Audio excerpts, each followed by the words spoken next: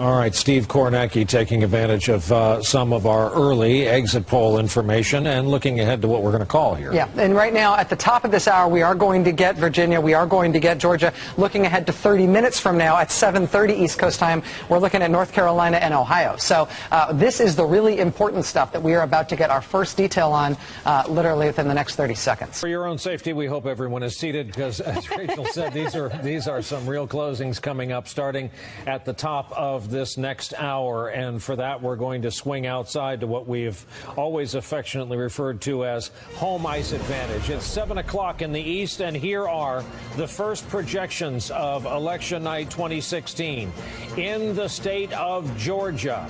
We are calling it too close to call. 16 electoral votes. Both parties were fascinated like a hurricane with a last-minute wobble before coming on shore. Both parties want it very badly. In Virginia, ditto, 13 electoral votes. Too early to call, simply not enough vote, though we're told Clinton is in an early lead. Here is the first projection in the Trump column of Decision 2016. That is the state of Indiana, home, obviously, of his running mate, Mike Pence, the governor there currently, 11 electoral votes. Indiana, we are projecting, goes to Donald Trump, as does Kentucky. 8 electoral votes there. That's 2 in a row for Donald Trump. We also have the first projected state for Hillary Clinton. And look, of all places, it's Bernie Sanders, Vermont. 3 electoral votes, but the first nonetheless. Our electoral temperature, if you will, all evening long, we're going to be tracking up the side of our building. South Carolina just added too early to call, though Donald Trump in an early lead. Too early to call means we simply don't know enough. And down onto the ice we go. The race to 270. It's 3 for Clinton, 19 for Trump. We don't have much red or much blue quite yet, but in a little while it'll look much different. The rink will. And there you have our first call. Reiterating those 2 very interesting calls right at the top there. Georgia, too close to call. Virginia, too early to call with Hillary Clinton in the lead. South Carolina, also too early to call with Donald Trump in the lead. It's worth just reiterating what the difference is between too close and too early. With too early, unless you're getting an indication from the news desk, from the elections desk, about who is in the lead. Otherwise, too early means absolutely nothing in terms of how this might end up. It means we just don't have enough information. With too close, we do have information, just not enough to actually make a projection. I want to take a look inside here in our big wall at some of the Senate races, the early important name Senate races where we have projections. Recognize Rand Paul from the Republican primary process. He is returning to the U.S. Senate, Republican representing the state of Kentucky. Tim Scott is going back to the United States Senate, South Carolinian, Republican, and in Vermont, what's projected to be a victory of about 30 or so points for Pat Leahy. He'll be heading back, the veteran Democrat from the state of Vermont. And the United States Senate is going to be a moving target all night long. Chuck Todd is pretty convinced that if we determine control of the Senate, it will be an hour followed by an AM and not a PM. And it'll bear tomorrow's date and not today's. Steve Kornacki over at the board.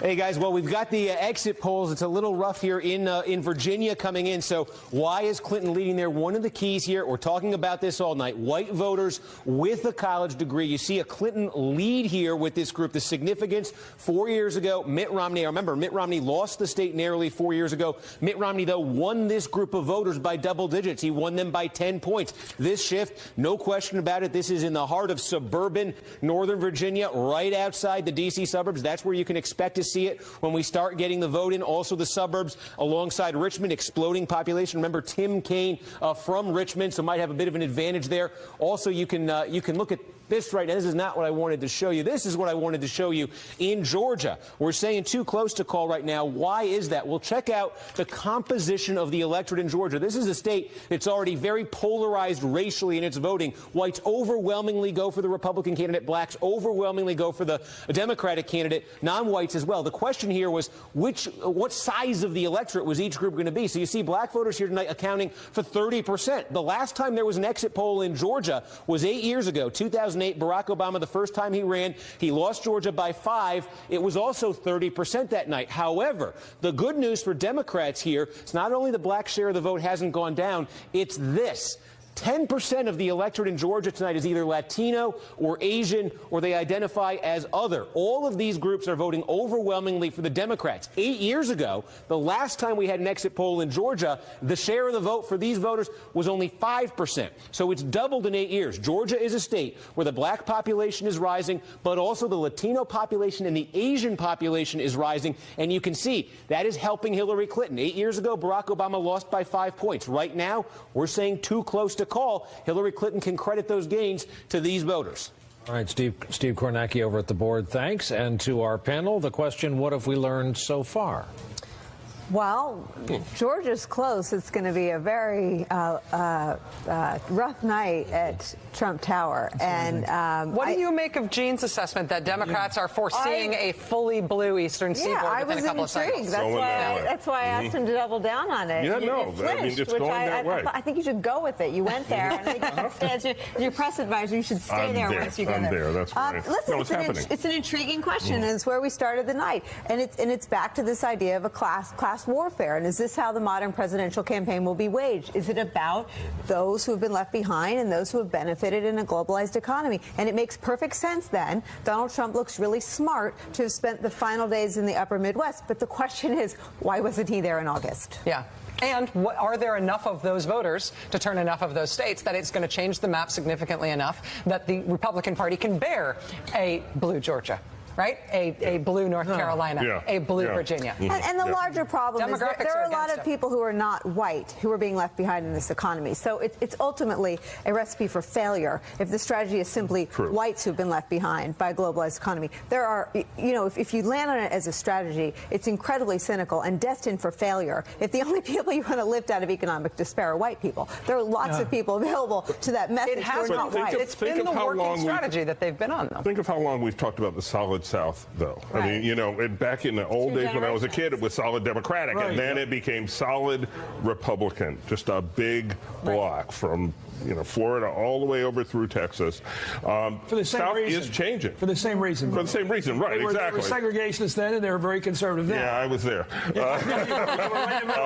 I do remember. But the South is changing, and there's this fascinating sort of urban versus rural and small town split that's taking place in the South. And as these urban areas grow and become more cosmopolitan and bigger, a bigger share of the population of these states, Texas is one of the most urbanized states in the nation. Yeah. And so these states change. The Republican challenge is that if you spot the other side, forget ethnicity, just numbers.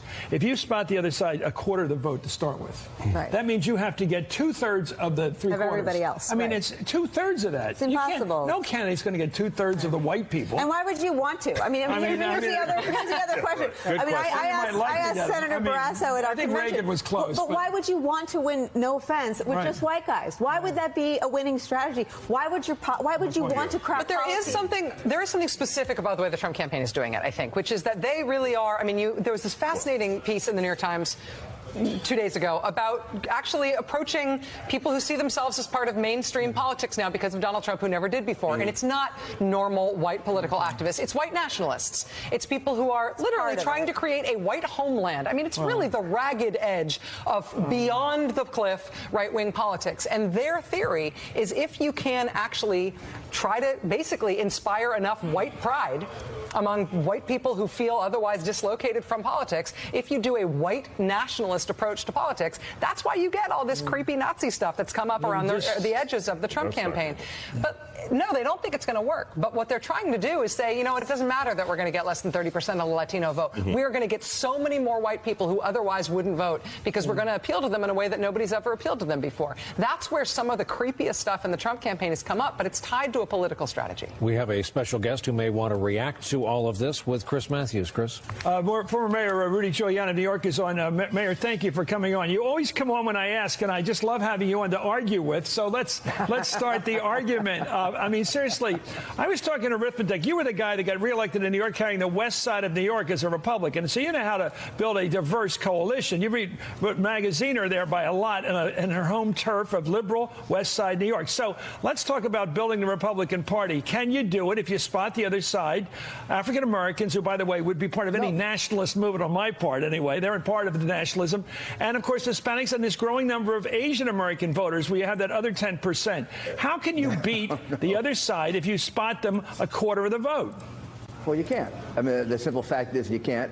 I won election the first time by 3%, and then I won the second time by 18. When I won by 18, I had 50% of the Hispanic vote and 19% of the black vote. And I worked really hard to get there. And I don't believe that your premise that the Trump campaign was designed to create some kind of white nationalist. I didn't say that. How often... I know, but somebody did. My colleague did. But my argument is that you had a candidate who said that the first black president was an illegal immigrant, that he has snuck in here from Kenya. Then you had a guy who called all Mexican arrivals here, all people who came in the country, however, they came in as rapists and murderers. That was the starting conversation in this campaign. Okay, but then all throughout the campaign for the last 4 or 5 months, I think in every speech, at least that I heard him give, or every one that I worked on with him, he talked about the African-American community, the Hispanic community, they're being left behind and wanting to use, I called them, he didn't call them that, Republican solutions for their problems, which is safety, a good job, and a good education, as opposed to rotting schools, tremendous crime, like a person shot every 2 hours in Chicago, and neighborhoods in which you're just not safe. And these are communities that have been controlled by Democrats for 30, 40, 50 years without the intervention of a Republican or independent mayor who was able to straighten them out. You just go compare Chicago and New York, and you get a perfect comparison between a city that had a Republican and then an independent mayor who straightened it out, and a city that is over 600 murders this year already, 8 last weekend. Well, that's a good point. Those are good points to argue. But why did your candidate and you yourself refer to Hillary Clinton as sick and almost dying most of the campaign, and that she ought to be in prison? I mean, you can't claim to have run a clean campaign if you call your opponent at death's door and belonging behind bars.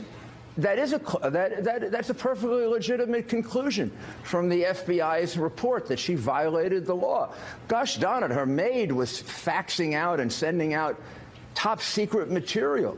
I put people in jail for that. Okay. I mean, let's start with the health king. Do you believe Hillary Clinton's healthy enough to be president? She is getting away with a tremendous number of violations of federal law. There's a sailor who's sitting in jail right now who took 3 photographs of a submarine and sent it home to his mother. Okay. Well, and when I was in the Justice Department, I used to sit there until 4 in the morning with top secret material.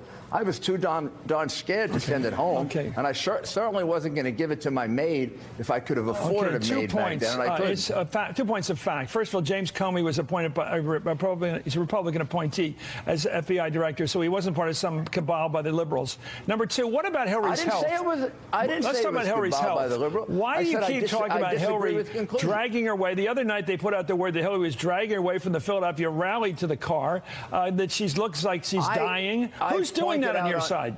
I pointed out on 2 occasions that she looked sick. That was within 3 days of the day that she collapsed on September 11th. I think I was probably right that she did look sick. So what's the point? I haven't said anything about it after well, why do you say that kind of thing in a campaign? Because she looked sick to me. She looked really sick. She looked like she was slurring her words, and she looked like she had lost her train of thought. 2 days later, she collapsed on September 11th. So since then, I've been trying to get my medical degree. But I haven't gotten it yet. I don't want to ask you bottom line. I'm out of time, but I got to ask. Are you proud? You're a smart guy. You're a smart politician. I've known you forever. I don't think there's anything wrong with you until this campaign. Are you proud of the way you've been so loyal to Trump that I think you've gone over the top? I am proud of the way I conducted myself. I think every issue I raised is a legitimate issue. I think that my analysis of her legal problems is spot on. I think she has committed a significant number of crimes that she has gotten away with. And I think throughout their lives, the Clintons have committed a significant number of crimes that they have gotten away with. And I think that's a shame for our criminal justice system. Okay, thank you. Thank you, Rudy Giuliani, the former mayor of New York. Thanks for joining us on Election Night 2016. And thank you, Chris. To our viewers, we've been alerted to the first real numbers out of the state of Florida. As you may know, there's the main portion of the state of Florida. Then there's the returns from the western end, the Florida Panhandle. But these are real numbers. Again, pay attention to that number in the upper right-hand corner. 2% of the vote in. We have a long way to go. Our coverage will continue after this break.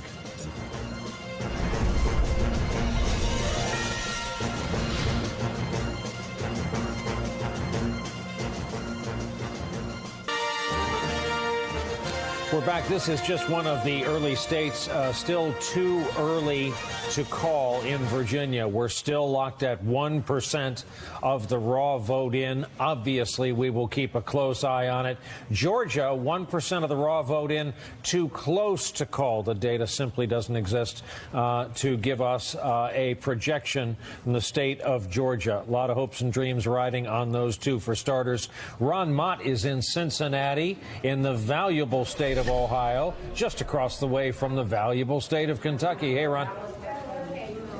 Hey, Brian, you know, this is the stragglers hour, and about a half hour ago, it was fairly busy in here, but it is indeed winding down. They've got another 12 minutes or so to vote here across the state of Ohio. Now, a lot of people have talked about what the turnout would be here in Ohio. We know that Clinton campaign was a little concerned about how things would go around the state, especially here in Hamilton. Hamilton, we've seen a shift more from red to blue over the last couple of cycles. Barack Obama carried Ohio, obviously, in 08 and 2012, but this looks to be perhaps a Donald Trump state going into the last 10 minutes of this race. We can tell you here they had record turnout for early voting. The turnout today on actual election day is not going to be as robust as we've seen in the past, but still we think they may get to the figure that they had in 2012 across this county, which was 75%. About an hour ago, it was just teetering around 70%, so a pretty decent turnout all in all. We'll know soon enough here exactly what the turnout was, Brian. All right, Ron Mott, critical state of Ohio. Steve Kornacki is at the board with more of our numbers.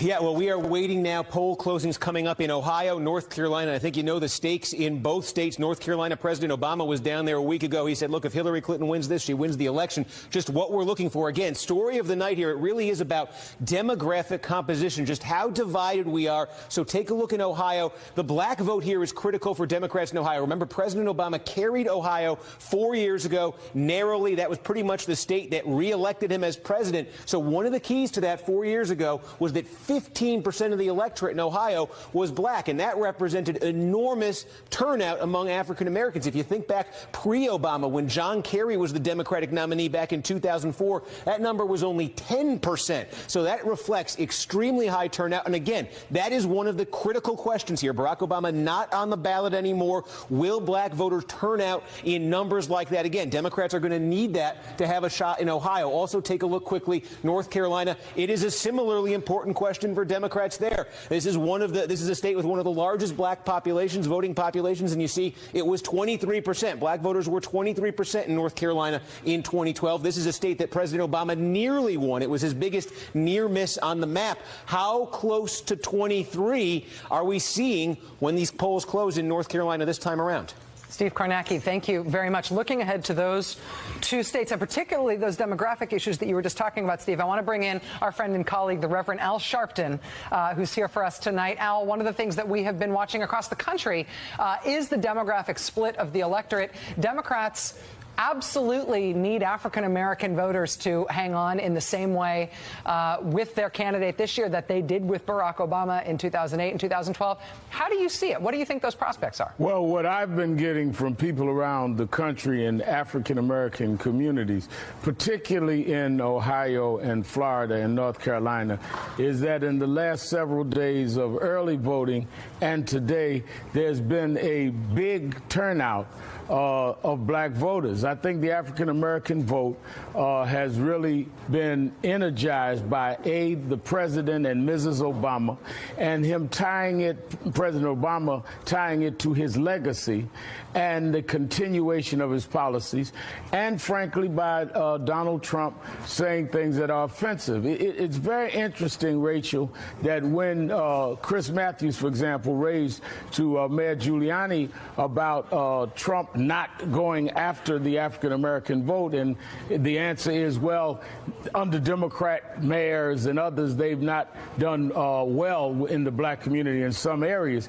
He's not running for mayor. He's running for president. So the comparison when he says you have nothing to lose, which is what Trump said, he's really talking about President Obama, who he's hoping to succeed, or he's talking about Democratic presidents. He's not running for local office. And they kind of pivot away from him as president, what would he have done for African Americans? So when you couple that kind of dismissive, you have nothing to lose, and you couple that with the Obama legacy, I think that we started hearing in the last several days a lot more energy in the African American community. It would be difficult in some areas to get the same vote and the same passion that you had for President Obama, for obviously this was history making for African Americans, but you seriously are getting a lot of people saying we don't want to go backwards, and he clearly, Donald Trump has, between the birther issue and between telling us we have nothing to lose, black unemployment is half today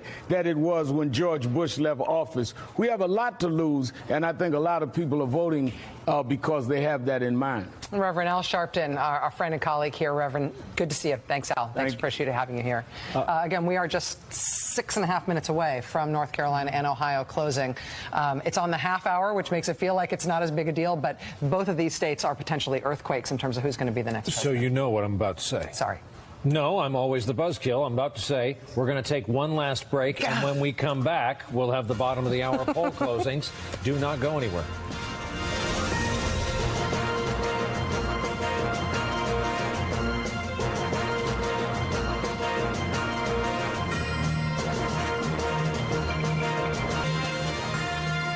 We are back. Take a look at that map there down on the rink, home ice advantage. Those are the states closing coming up here in under 2 minutes at 7:30.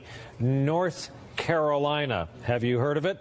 Ohio, West Virginia. So we'll either get or not get some interesting numbers out on these sought-after states. And North Carolina has been just the epicenter of just the kinetic activity of this campaign, not only because it's been seen as dead even in terms of the presidential race or close enough to dead even that both campaigns worried about it and aimed for it. We've also got a close governor's race, Pat McCrory going for trying to be reelected, and we've got a close Senate race with Richard Burr trying to be reelected. Democratic challengers to both of those statewide officials that have been among the most expensive in the country alongside the presidential effort. There's been a lot of changes in state law in North Carolina in terms of access to the polls and early voting sites and what you need to be able to vote. So North Carolina has just been, they've been through a lot in the last few years in terms of policy and in terms of controversy, but the combat, the political combat in North Carolina has been, I think, more intense than any other state in the country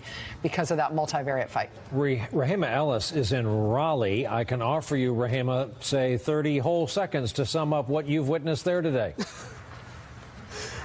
Brian, what I saw here today, early in the morning, there were long lines here. Later in the day, not so much, in large part because there was record turnout in terms of early voting in this state. All across the state, there were 17 days before today people got to vote. It accounted for 45% of registered voters voting in this state before today.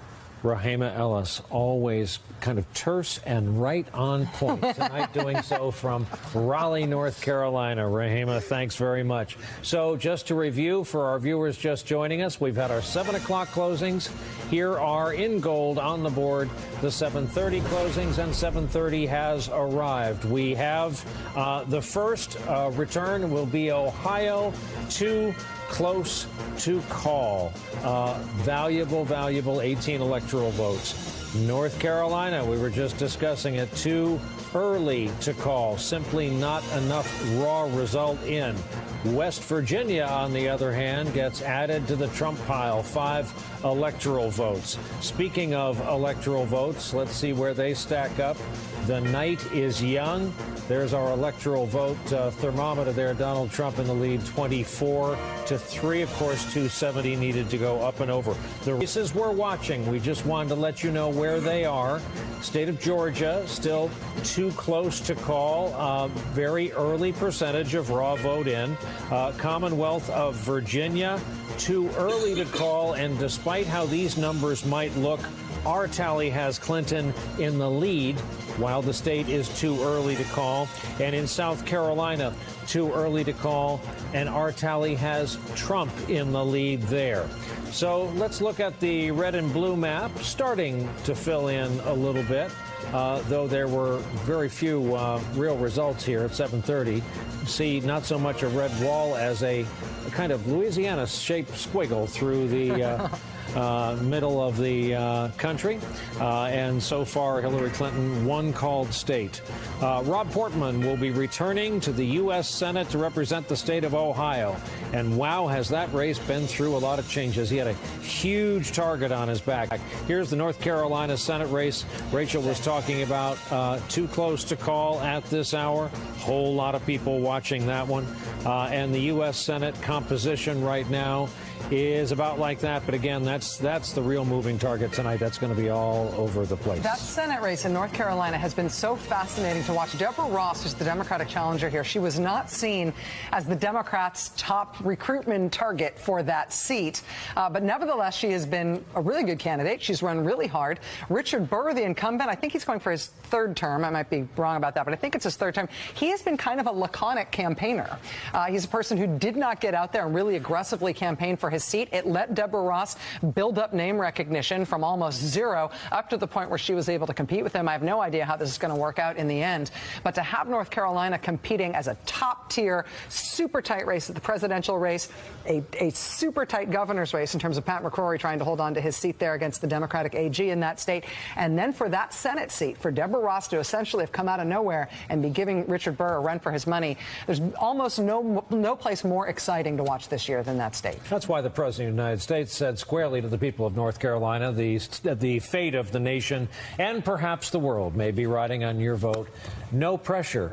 Steve Kornacki over at the board. Steve, what have we learned? Well, we've got the exit polls for North Carolina and Ohio, 2 of the biggest contests on the board. Let me show you what we see in these numbers. Let's start in Carolina. First of all, again, we're talking about these divides all night. White voters with a college degree. What do you see? You see Trump by 13 points. Keep this in mind, though. 4 years ago, North Carolina was one of the closest states out there. Mitt Romney narrowly won it. When Mitt Romney narrowly won North Carolina 4 years ago, this margin was 19 points. So this margin has come down. Democrats have made progress. They've taken a 19-point deficit. They've reduced it to 13. The other big group of white voters, non-college white voters, blue-collar white voters. What you see here, well, look at this. On the surface, you'd say, wow, incredible news for Donald Trump, a 40-point lead.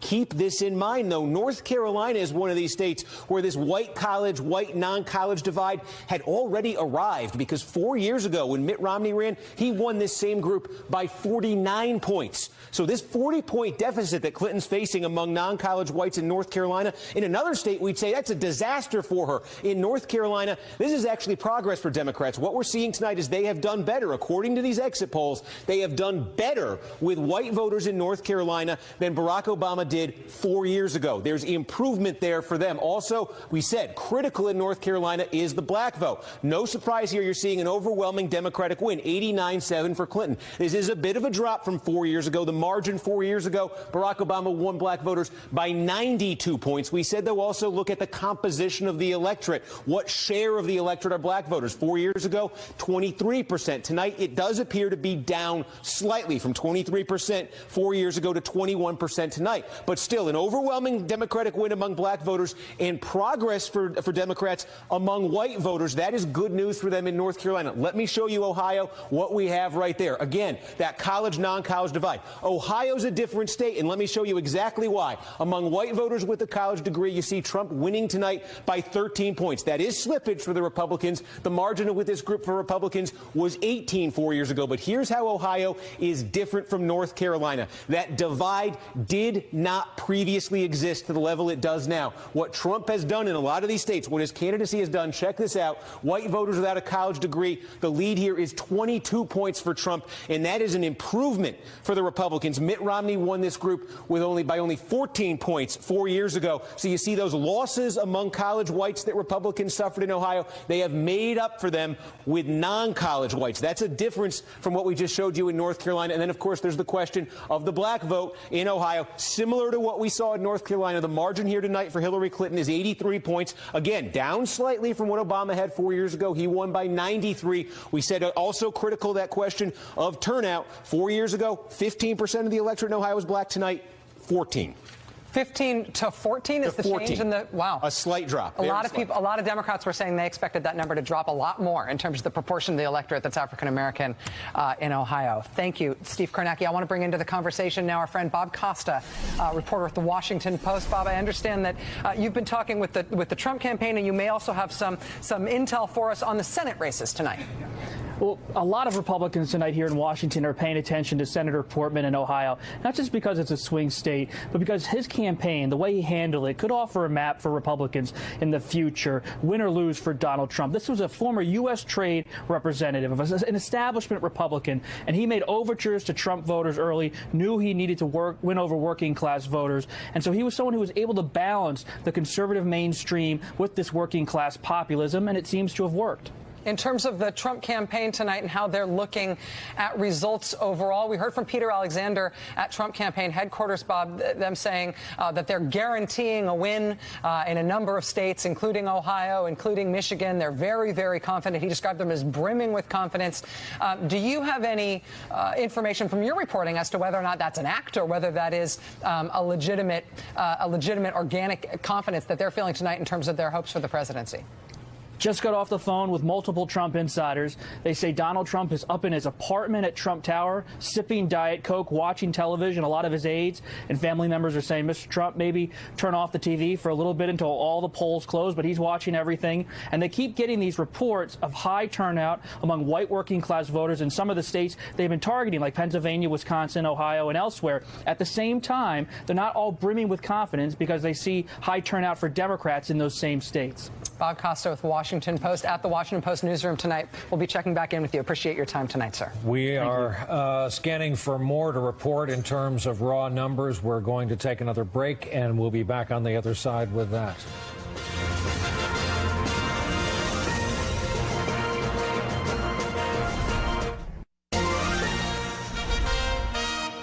We are back. Here's an update on Ohio. Too close to call. 1% of the vote in, and a whole lot of people watching this state. Ann Thompson is standing by for us in Columbus with the Secretary of State for the state of Ohio. And we're looking into what might be going on at polling places there tonight, Ann? Brian, in fact, let me take you into the Secretary of State's war room here in the State House in Columbus, Ohio. This is where workers are monitoring what's going on in 88 counties. That's how many counties voted today that will determine where Ohio's 18 electoral votes go tonight. Secretary of State John Husted, thank you very much. We have been with you today in Dayton and in Columbus. Lots of concern about voter intimidation. Have you seen any of those problems today? Well, there was a lot of concern about that, low voter turnout, but fortunately we didn't see any of the voter intimidation materialize, and fortunately we had very strong voter turnout today. There have been lawsuits filed in Nevada, in North Carolina, other states across the country. What about here in Ohio? Well, things went so smoothly today, we were able to avoid any of those last-minute lawsuits that we've seen in past years. I would give the voters of this state an A for their great behavior today.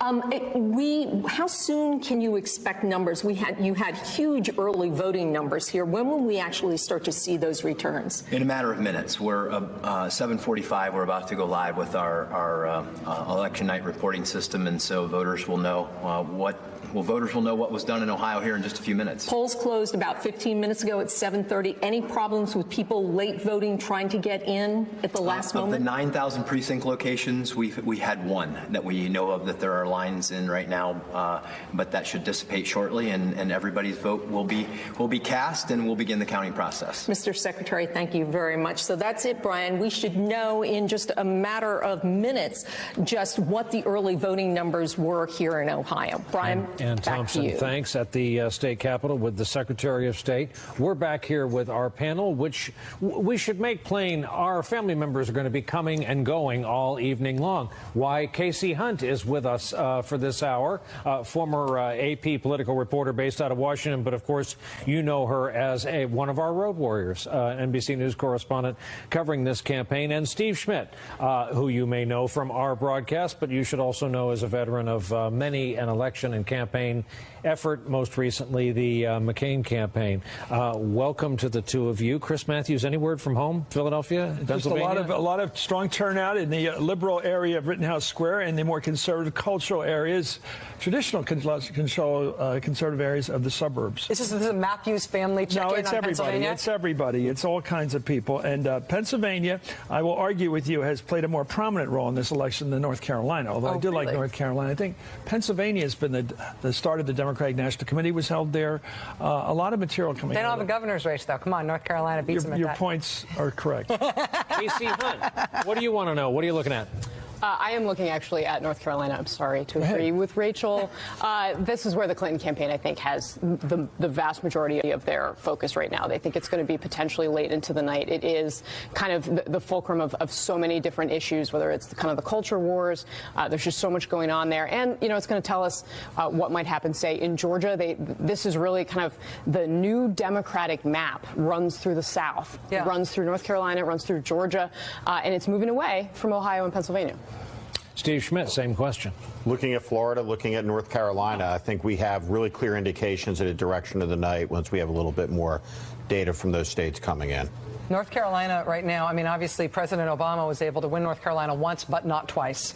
I'm not sure that the Republican Party effort this year took the lessons of Romney's success there to heart. It seems like Trump has tried to win North Carolina, and not the same way that Romney did, and not necessarily even appealing to the same parts of the state with a different kind of message. Is that fair to say, do you think, Steve? I think it's fair to say. And look, the electorate as a whole is going to be less white than it was 4 years ago, just demographically in the country. And I think also as the race starts to move west, we look at Florida, these returns come in, the size of the Hispanic vote share in this election, I think is going to be something to behold. Yeah. Last time Republicans won the popular vote in a presidential election, George W. Bush, 2004, 43% of the Hispanic vote. I'm not going to have that number tonight. That's really smart, Rachel, because Rachel said something that's about how you address the current North Carolina as opposed to what it was 20, 30 years ago when it was a segregationist state, or more longer than that. But clearly it's an entrepreneurial state right now. Mm-hmm. It's the Research Triangle. People are young families are moving into that area of Raleigh, Chapel Hill, and Durham to build futures, non-regional futures, national futures, world futures, global economy futures. And I think that's probably what Mitt Romney appealed to, whereas Trump doesn't. Trump's playing the old cards. And there's so much angst about that exact issue in North Carolina, because they brought on Pat McCrory as what they thought was their business-oriented mayor of Charlotte, this sort of centrist Republican governor, and he ended up being a culture warrior Republican over the governor. Bathrooms. This stuff over the bathrooms, and it was bad specifically for the business climate in that state. It ended up being a key issue there. And this is a fascinating aspect as we think about the culture war. So we've called the race for Rob Portman, the first United States Senator in the Republican Party, to be for gay marriage. A lot of threats directed at his way. No impact in the primary, easily reelected. McCrory in North Carolina gets into these culture war issues, and they backfired on him spectacularly, and he may well pay a price for that tonight. So that's an interesting drama. We are about 12 minutes right now from the next big round of poll closings tonight, including Florida, New Hampshire, Pennsylvania, Missouri, Maine, a lot of states where, the fate of the presidency, let alone a lot of down-ticket races, are going to turn. Joining us now is Missouri Senator Claire McCaskill, who's a Democrat. She's a Hillary Clinton supporter. Senator McCaskill, it's great to see you. Thanks for being here tonight. My pleasure. So, Democrats haven't won the presidential vote in Missouri since 1996. Donald Trump, I think it's fair to say, is favored in your state in Missouri tonight. We'll find out in just a few minutes. What's your secret? How did you get elected there statewide when other Democrats have had such a hard time in Missouri and statewide races? Well, you know, the thing about Missouri that I love is that the people who decide statewide elections in my state don't look at party as much as they look at the individual. And frankly, the presidential campaigns haven't come to Missouri to campaign since 2008, when Barack Obama barely lost in our state. So tonight, I am optimistic that we're going to elect another Democrat to the U.S. Senate in Missouri, and I'm very hopeful that we're going to continue to have a Democratic governor in Missouri. So they are perfectly willing to go back and forth across the ballot for candidates that they think are going to work hard, even if they disagree with them on some things. In that Senate race, Roy Blunt has been winning elections in Missouri since I only had a learner's permit to drive. I mean, Roy Blunt is pretty much a household name in that state. But Jason Kander, the Democratic Secretary of State, the Iraq War veteran, former military intelligence officer, he's really giving Roy Blunt a run for his money. And again, we don't know what's going to happen in that race. But what do you attribute the closeness of that race to? Is Jason Kander just a really, really good candidate, or do you think that Missouri is training more down the middle this year, as you say? Well, I think there is, this is a year where the plate shifted somewhat on the issue of insider and outsider. And Jason was able to, because he is very young, a young veteran, really speak to Missourians about maybe it's time we send different people to Washington, and that we don't have enough veterans in the Senate, especially young veterans. And we're a very military state, and I think that appealed to a lot of people.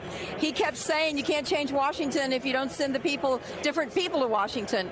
And I think that resonated. I think the fact that Roy Blunt's been around so long actually worked against him in this race. Senator, forgive me. I have to interrupt. We have a projection. South Carolina now on the board for Donald Trump. 9 electoral votes there. Let's take a look at the road to 270 in map form as South Carolina takes its place as a red state. This just came in at the end of the senator's last answer there. Senator, apologize for that. But this tells us the overall electoral numbers at this point. At this point, 4 states called for Donald Trump: Indiana, Kentucky, South Carolina, and West Virginia. 1 state called thus far for Hillary Clinton. We're about to hear from a number of states at 8 o'clock, including Senator McCaskill's home state of Missouri. Senator, let me ask you to finish your thought there about Jason Kander, Roy Blunt. I just was saying that, you know, this is a hard year to be so familiar to voters. I think Hillary Clinton struggled with how familiar she was to voters. There's a lot of people out there right now that want something different. Sometimes different isn't always better, but in the case of Missouri, Jason Kander will be terrific. One last question for you, Senator. Yesterday was the 100-year anniversary of the first time a woman was elected to the U.S. Congress. Jeanette Rankin from Montana, elected to the Congress at a time when she, as a woman, was not even allowed to vote even for herself. Yesterday, we lost, sadly, the first woman to ever serve as Attorney General in this country. When Janet Reno died, she will not live to see the election results tonight. As somebody who's been a pioneer in politics in your own way, who's written about this, written about being sometimes the only woman in the room, or certainly the only woman at the level of political office you've risen to, what do you think it means? What do you think it will change in our country if Hillary Clinton breaks that glass ceiling tonight? Well, first of all, I hope that the whole country gives her a chance. I hope we put our country ahead of all the divisive, partisan, ugly talk in this campaign. And the other thing it means is that young girls will now not be told by their mothers like I was, you can be anything. They can see it.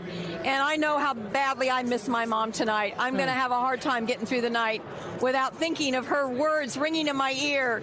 You can run the world, Claire. I promise you, you can. And tonight, Hillary Clinton's going to prove to young women that they absolutely can be president of the United States. Senator Claire McCaskill of Missouri, just 8 minutes away from poll closings in your home state. Senator, thank you for being with us tonight. It's exciting. Thanks a lot. And one more break before we come up on the top of the hour poll closings. We're back with more right after this.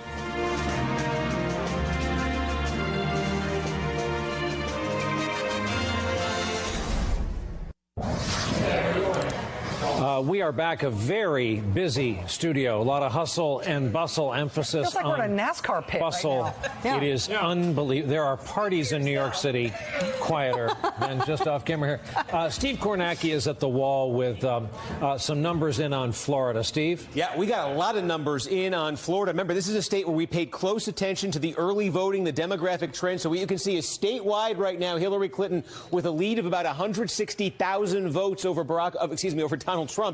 And you can see, obviously, a lot of the voters in. Let me show you a few of the places we were looking at. One of the critical counties here, Miami-Dade County. We're talking about a majority Latino county here. Barack Obama, 4 years ago, remember, he carried Florida by less than a point. Running up a big margin here was a big key to that. He got 62%. We see Hillary Clinton at 64%. What this appears to represent, all of these votes you're seeing here from Miami-Dade, this appears to be all of the early vote. Remember, they had vote by mail. They also had the in-person scan your ballot. It appears that's what that represents. You see how it still says 0%, so there still will be some same-day vote to come in there. But again, that is a slight improvement for Hillary Clinton off a number that was critical to Barack Obama winning the state. If you go up the Gold Coast here again, Broward, 4 years ago, the number for Obama in this county was 67. We're seeing 70 right now. Again, some same-day vote to come in. The number here in Palm Beach 4 years ago was 58. Now we're seeing 61. So these are encouraging signs probably for the Clinton campaign. Also, what we're getting,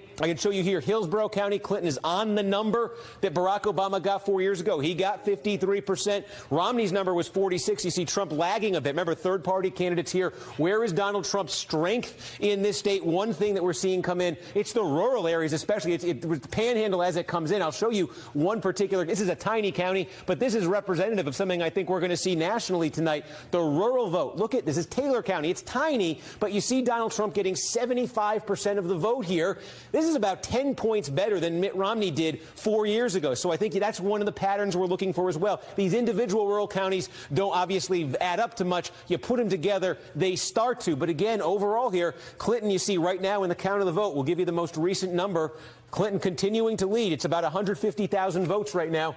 About 3/4 of it's in. Steve, can I ask you, one of the sort of common wisdom things that just sort of lay observers have been saying about this race is that Hillary Clinton conceivably has a path to 270 without Florida, but that Donald Trump really doesn't, that it is more key to his path than it is to her. Is that fair to say? Yeah, no, absolutely. If Donald Trump were to lose Florida, let me see if I can pull this up and show you. This is obviously the national map. It's just starting to be filled in right now. There's not much I can do. I thought I'd be able to do more with it. But here's what I can tell you. If Donald Trump were to lose Florida, he needs, first of all, he needs to win Michigan. He needs to then find another large Rust Belt state, probably like Pennsylvania. You look at it this way. If you're Trump, you're losing 29 electoral votes. If you lose Florida, you got to find 29 in blue states. So if you won a Michigan, you're getting 16. You're still 13 short. Like you go out to Colorado, that's only 9. That's not going to get you there. You probably need like a Pennsylvania, 20 and 16, 36. That would offset Florida. But you got to find 2 big blue states.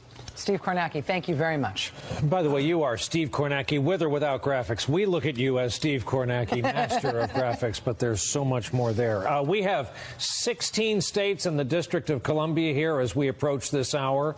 We have a lot of more projections as we approach this hour. And let's do it. 8 o'clock Eastern Time. Let's go outside to Rockefeller Plaza. Up the side of the building we go. The state of Florida. We have as too close to call 29 electoral votes. Pennsylvania, too early to call 20 electoral votes. New Hampshire, too early to call. 4 highly fought over electoral votes. Illinois goes to the Clinton column. Of course, the home originally of Hillary Clinton. Big state, 20 electoral votes, part of the blue wall, as is New Jersey, the most densely populated state in the union with 14 electoral votes. That goes to Clinton, as does the Bay State, the Commonwealth of Massachusetts, 11 electoral votes. Adding to the Trump bloc in the South is Tennessee. We're projecting that when all the votes are counted, he will receive those 11 electoral votes. Maryland, reliably Democratic Maryland, goes to Hillary Clinton, 10 electoral votes there. Alabama, 9 electoral votes going to Trump. Oklahoma out in the Midwest will go to Donald Trump, 7 electoral votes. Back up we go to New England, the state of Connecticut, the nutmeg state, 7 electoral votes going to Hillary Clinton. Mississippi, way down south, going to Donald. We have awarded it to Donald Trump. Rhode Island, we keep whipsawing back up north to New England, and part of our story is in this whipsaw, actually. 4 electoral votes from the great state of Rhode Island. Delaware to Hillary Clinton, home state of Joe Biden, going to Hillary Clinton. The District of Columbia, longer talk we could have about taxation without representation there, going to Hillary Clinton. The state of Missouri, we were just hearing from Senator McCaskill. We have this as too early to call, with Clinton leading the... Okay, Trump is leading in Missouri, too early to call, with Trump out front. And in the state of Maine, too early to call, with Clinton in the early lead. Let's go to those other races we are watching so far. 75-66 in the race to 220 in electoral votes. It's early yet. And here is how the map looks. We've just added in some more red, and we've just added in some more blue. But a map maker or a political scientist looking for a trend, looking for regions, looking for who we are as a country, you're starting to see that ink blot test. Here are the races we are still watching. Ohio, too close to call, and this could be a while, given the 16% raw vote in. Georgia, too close to call, another closely watched state in the South. North Carolina, too early to call. Virginia, too early to call at this point, but a lead on Clinton's part. We have a Senate race. Illinois, this one got a lot of attention just lately after their last debate. Tammy Duckworth, a decorated combat veteran, turning away the incumbent in this race. This is important, not only because of who Tammy Duckworth is. This is important because this is the Democrats ousting an incumbent Republican senator who was running for re-election. This will add to the Democratic total in the Senate in a way that could potentially be determinative in the end. Democrats will need 4 seats if Hillary Clinton wins the presidency. They'll need 5 seats if Donald Trump wins the presidency in order to take control of the Senate chamber. Mark Kirk, as an incumbent, you would think would have an advantage, but he's a Republican senator in a blue state, and he ran forgive me, I don't mean it in a mean way, he ran a bad campaign. It was not good politics of him, whatever else he was thinking, to call President Obama the drug dealer in chief.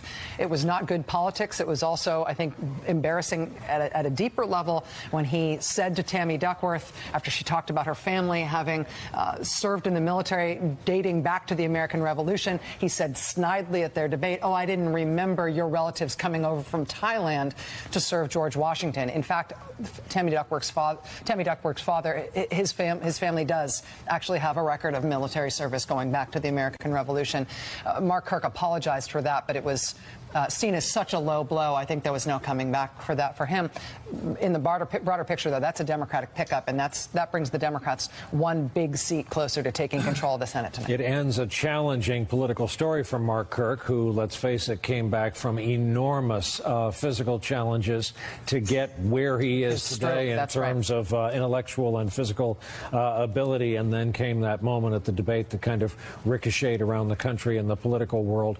Steve Kornacki over at the board. Steve? 3 poll closings here. We can give you the exit polls. Look at the numbers in some of these 3 key states. Start on Florida. We've been talking about it. Here's the numbers we're seeing. This is interesting. Not all white college graduates around the country are reacting the same way. Here's what I mean. Look at this. In Florida, Donald Trump leading with white college graduates by 24 points. And get this, 4 years ago, Mitt Romney in Florida won this same group only by 21. So here's the first time we've seen this tonight. White college graduates in Florida reacting very differently. Actually, Trump doing better with them than Romney did 4 years ago. Also, white non-college in Florida, you see a 34-point lead here for Donald Trump. 4 years ago, that was 27 for Mitt Romney. So it would appear with the white vote there, Donald Trump is actually making progress over Mitt Romney. Remember, Mitt Romney lost the state by about a point 4 years ago. So we just took you through the map. Why is Hillary Clinton still doing well on that map? We'll check this out. Latino voters in Florida, a 29-point lead for Hillary Clinton over Donald Trump. Now, you think of the national number, Trump doing better with Latinos in Florida than nationally. Why is that? Remember,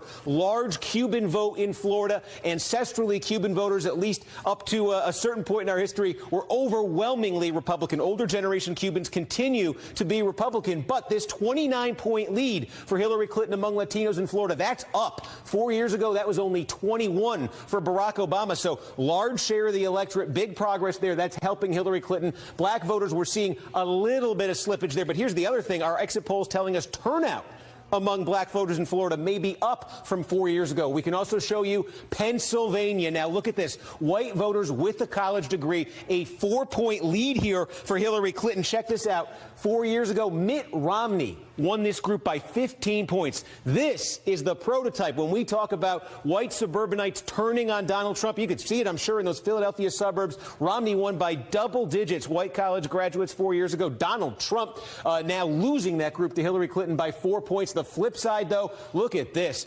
Non-college whites in Pennsylvania, a 25-point lead for Donald Trump. He's basically doubled the 13-point advantage that Mitt Romney had 4 years ago. So those two groups of white voters moving apart in Pennsylvania. And again, you still see Hillary Clinton cleaning up with black voters in Pennsylvania, getting very close there to what Barack Obama got. Remember that rally in Philadelphia last night? Quickly, we'll take you through New Hampshire. Hillary Clinton with a 20-point advantage among white college graduates in New Hampshire. 4 years ago, this was 10 for Obama. So this was already a group Democrats had won over, but more. Now doubling it, the Democratic advantage among non-college whites in New Hampshire, 15-point advantage there for Trump. Steve Kornacki at the board, thanks. And we have another projection right there next to Steve in the big board. Marco Rubio and Nicole Wallace, I'm looking at you. Will get to be one of the Republicans from the long process you guys went through who gets to give an acceptance speech tonight. He could be the only Republican who ran for president who gives a victory speech. Well, we got Rand Paul. Well, okay, so we may have a couple, but here, I want to bring Mark Kirk back into this because the other laboratory of sort of political strategies that we'll be able to chew on in the coming days is what was the best way to deal with Trump.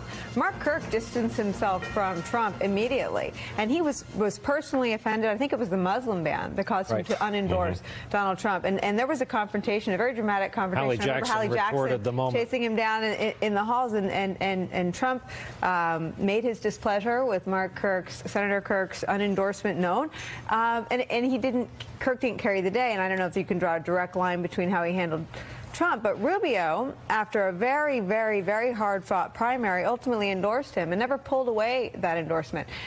He didn't like to say his name. He didn't like to but he would say, I will vote for our nominee. There's a lot of that going on. But he consistently ran about 3 points ahead of Trump in the state of Florida. So I think we'll be able to look at, in the later hours of tonight, who had the best strategy and who was in a state with the most favorable terrain for dealing with the Trump problem. Yeah, it also tells you, that time passes when these things happen. I mean, Marco Rubio hit bottom when he lost his home state in the presidential primary by 19 points after he had gone up against Trump to the point where he was calling him, saying that he was wetting his pants and making fun of the size of his hands. After he'd gone high and low and everything in between against Trump, and then he lost by almost 20 points in his home state. But now here he is tonight holding on to his Senate seat. I'm glad you opened this question, because it's going to be the question all night and all the next several years. Was it smarter politically to stick with Trump no matter how bad he smelled sometimes, or is it better to keep your distance from the beginning? Back when Goldwater was also a disaster, but he didn't have this character problem that Trump's got. The people that stuck with him through thick and thin came out okay. Yeah. The ones that went hiding in the bushes were remembered for hiding in the bushes. Well, I wouldn't call Mark Kirk someone who hid in the bushes. I think he bravely that's a nice way separated himself from the... Yeah, but what's the smarter move? What's the smarter move? We'll find out. Mark Kirk didn't handle it well, though. He didn't. I remember he said he was going to vote in General Petraeus, and then he said he was going to vote. None of us did, Rachel. I mean, none of us have been in this situation before where en masse, the nominee of our party, stood in contrast to our values and our ideas, and then there was the little character problem that you bring up. I mean, nobody dealt with it perfectly because no one had to deal with it before. But Mark Kirk dealt with it honorably.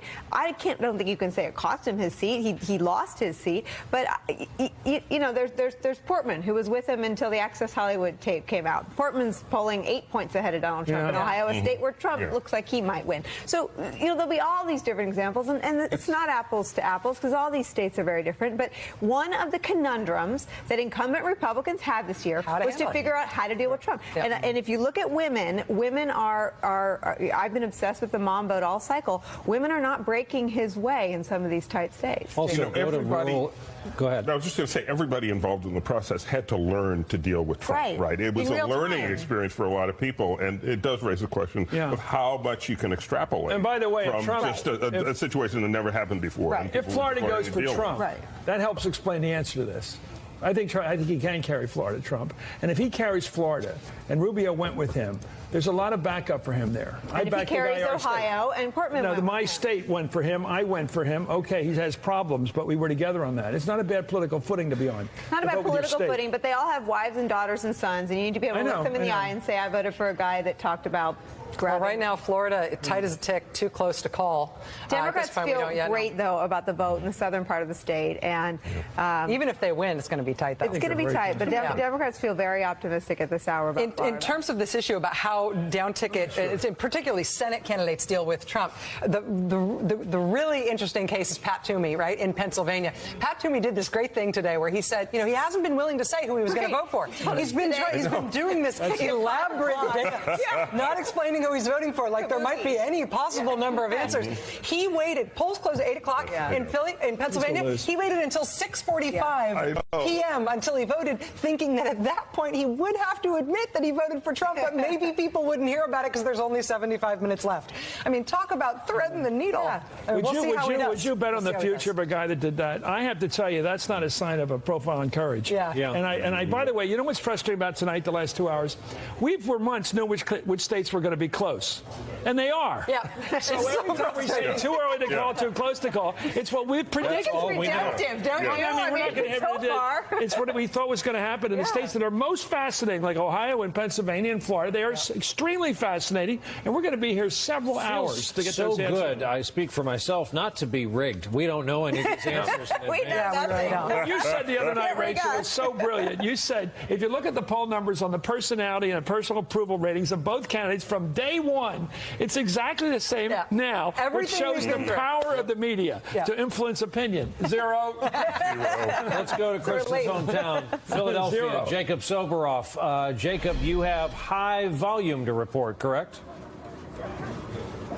Sure do. 1,686 different election divisions in this great city. And here in North Philadelphia at Temple University, it has got to be the longest line in the entire city. Some of these students, check this out. Polls closed, 10, 15 minutes ago? Some of these students just got here and they just made it under the gun. These little white pieces of paper are being handed out saying if you got here by 8 o'clock, you are getting in that door up there. Brian, 3 to 4 hours some of these folks have been waiting, fueled by this stuff. Dunkin' Donuts, Domino's Pizza, not a paid endorsement. I want to introduce you to some of the folks that are standing online right now. Hey, we talked earlier. Tell me your name. Jessica Hart. Jessica, what has inspired you to stay in this line for how long now? About 3 hours. Okay, why are you here? Why are you still in this line? Every vote counts, and who I want to be in the office needs to be in the office. So I will stand in this line. This is my first year voting. First time voting ever? Ever. And can I ask you who you're going to vote for? Hillary. Hillary Clinton. All right, there you go. That's what Hillary Clinton wants to hear in this line. So nice to meet you. Thank you very much, and good luck. Probably, what, another 30 minutes to go? All right, dedication in this line. Again, what the Hillary Clinton campaign wants to hear. Back to you guys. Jacob, thank you very much. We know you're from Southern California. All of us out east know that this week in November can be really rough. We've been blessed through a lot of the eastern seaboard with some very mild weather. It's nice because folks are in long lines tonight. Just want to show you, speaking of New York, the overflow crowd at the Javits Center. Wow. If you know the city at all, this is over on the Hudson River, what used to be kind of dilapidated old rail yard property. The huge convention center named for the esteemed New York Senator Jacob Javits, who had a big hand in, among other things, the War Powers Act, if you remember that piece of legislation. 1974. We will go to a break. This is the overflow for the Democrats gathering tonight, a stage looking for all the world like night 3 of a political convention or the vehicle assembly building at NASA. We're back with more right after this.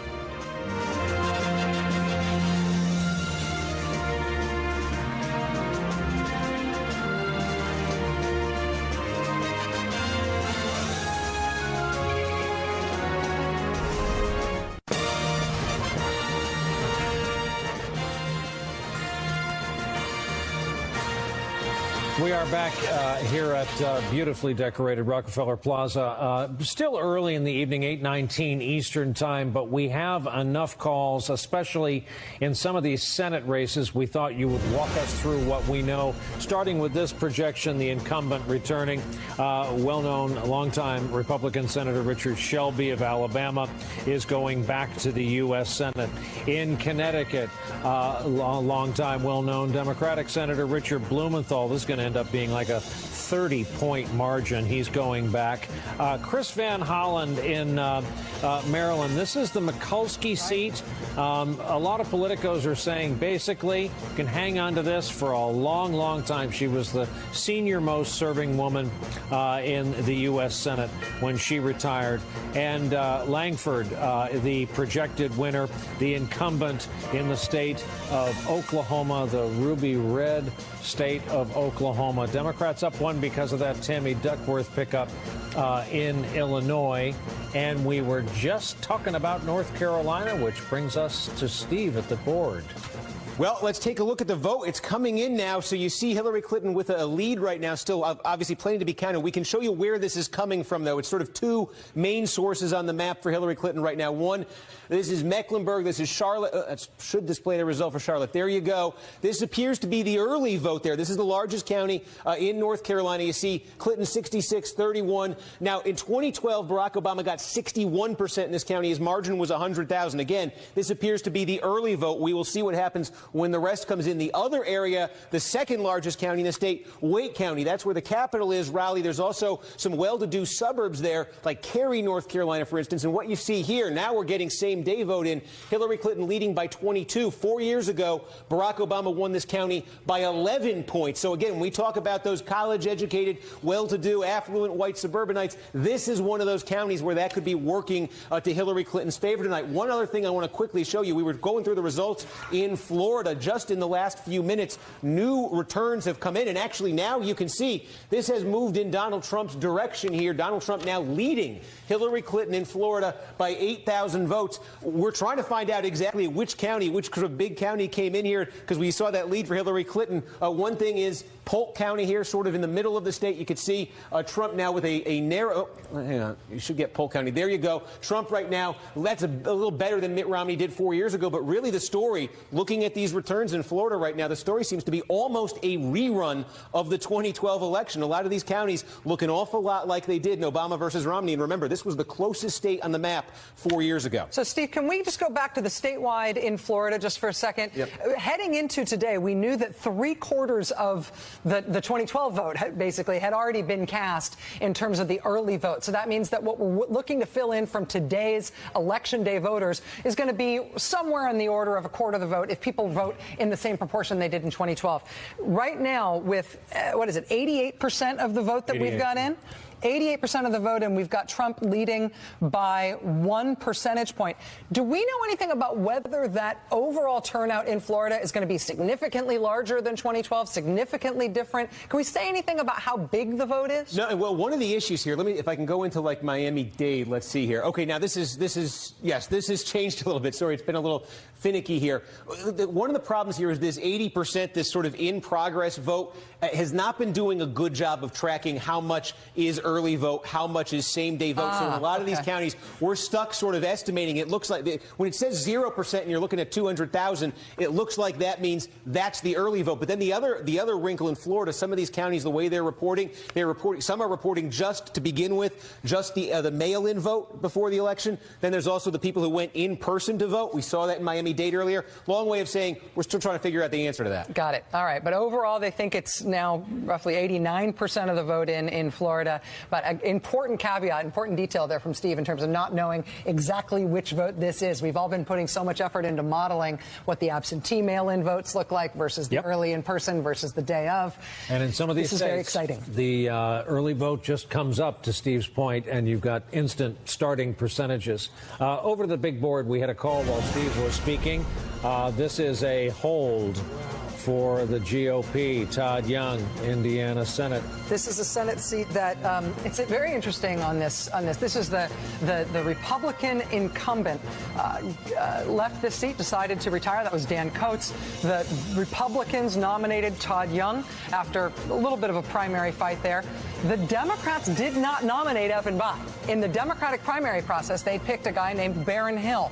After the primary was over, he stepped aside so Evan Bayh could come back in because they thought that he would be a shoo-in, basically, as a household name, as the person who formerly held this seat. But Evan Bayh losing to Todd Young and today. Thomas Wolfe had an answer for this. You can't go home again. Yeah. And it's so and if true. you do go home, remember your home address. Yes, Ding. making that point. And I think the word lobbyist is bad here. He went off and became a lobbyist. We're going to see that impact perhaps the race of Missouri for Roy Blunt, because his family's loaded with lobbyists. And I think the country, whatever Trump does, he has benefited from this anti-Washington feeling. And anybody who looks like too Washington right now in terms of deals with, I think the word lobbyist has become terrible politically. Just tie that to somebody and they're finished. Watching these Senate races right now, there's a lot of interesting personal stories, a lot of interesting political stories. Again, we don't have calls in Missouri or in New Hampshire or in Pennsylvania at this point. By the way, there's another point. The other thing is the thing about being a senator, and it's hard to say there aren't exceptions, like Dan Coates was a senator, came back and took the position again rather handily. But people like just recently, Bob Kerrey went back to Nebraska, got beaten. Fritz Mondo went back to Minnesota, got beaten. It's very hard to go back politically. Yeah. Another break for us. We're back with the 8:30 polls right after this.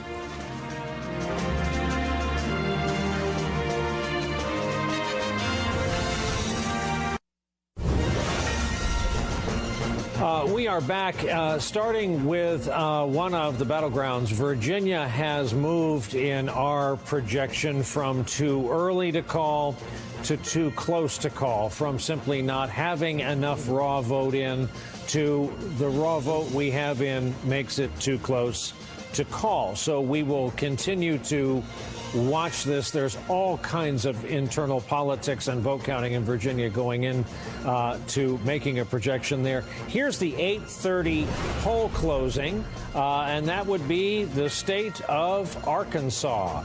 The state of Arkansas, home to Bill Clinton and, for a time, Hillary Clinton, goes tonight to Donald Trump. Part of the red wall, the Republicans are amassing 6 electoral votes. Here's the race to 270 early in the evening. Hillary Clinton 75-72. And let's take a look at the too close to call state of Florida. 29 electoral votes. You see the margin separating 91% of the vote in. Sooner or later here, we're going to see why when the Democrats are talking to us about how confident they are, if they're right or wrong, in plain English. Ohio, too close to call, 31% of the vote in. Georgia, one of the early closing states, too close to call, 16 electoral votes.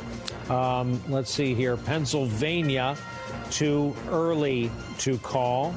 North Carolina, we have at too early to call.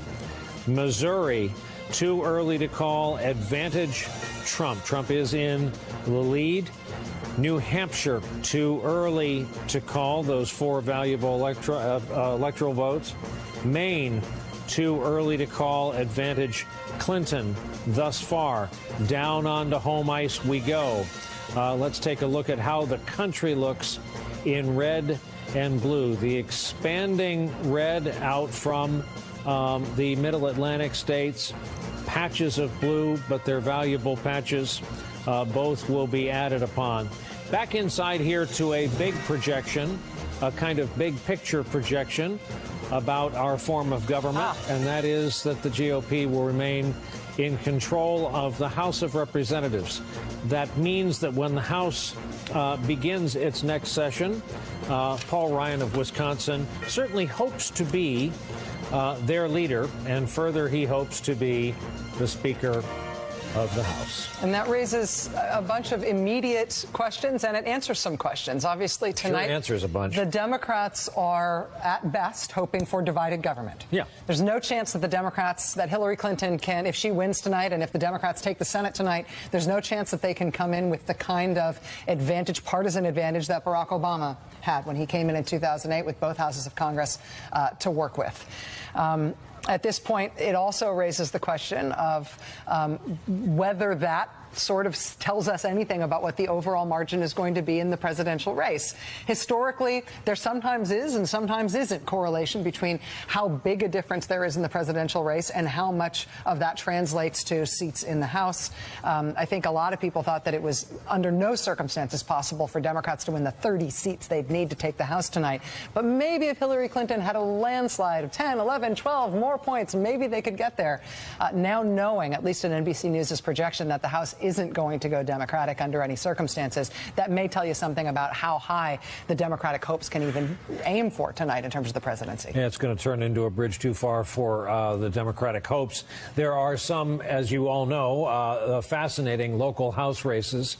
People who follow politics all have their favorites. We'll try to get to those as the evening goes on. Let's circle back, however, to Virginia and our designation that this thing is too close to call. Steve Kornacki's at the board. Steve, if memory serves, it's all now about the vote in the north, outside D.C. That is a big part of this, and I think we said at the start of the night, one thing in Virginia, and this gives Democrats heart attacks, every election in Virginia is their best part of the state, the biggest part of the state. We're talking about these counties. It's actually even narrower than that. I'm going to right in here. Okay, you know what? Let's zoom out. I'm still learning this thing. Now we're in Pennsylvania. Bear with me. We are back. It's right around here in the northern part of the state. Almost 30% of the vote in Virginia comes out of here. It's always the last to report. So, look, the gap that Hillary Clinton has to make up right now in Virginia, you're looking at about 140,000 votes. Where can she get those votes out of? Let me show you one right here. This is Fairfax County. You see, this is early in the returns.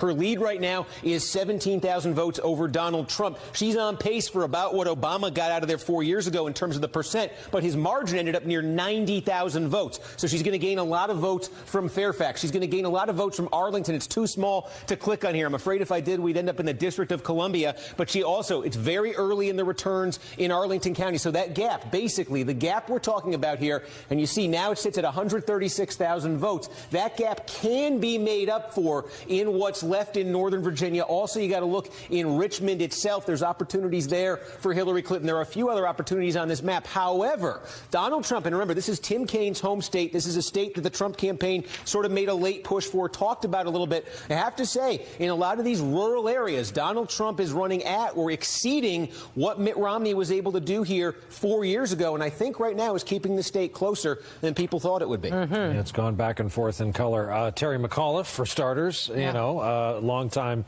Clinton ally, former head of the Democratic Party, current governor. And the Democrats actually swept all the statewide races when at that time that Terry McAuliffe got elected, having they took all of those states, all of those those offices. You know, I think that a lot of Democrats would tell you that they expected Virginia to be done.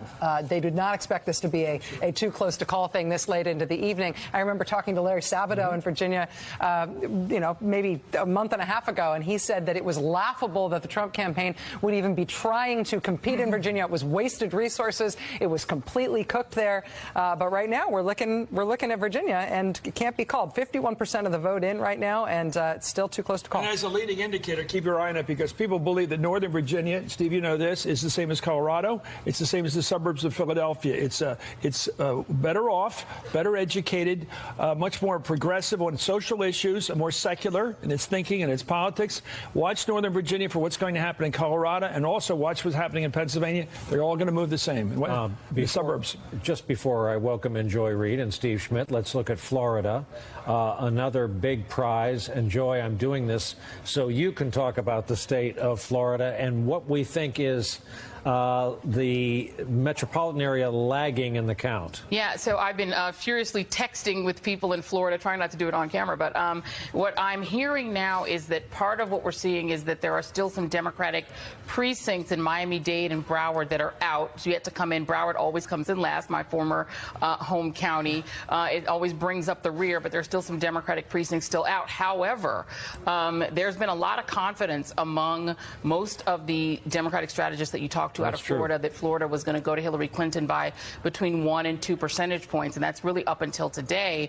But what I'm hearing now is that it looks like some of those exurban votes, and this is one of the things that's always been a possibility, not just in Florida, but to Chris's point, in places like Virginia, maybe even Michigan, is that you have a larger white vote for Trump than you would have thought.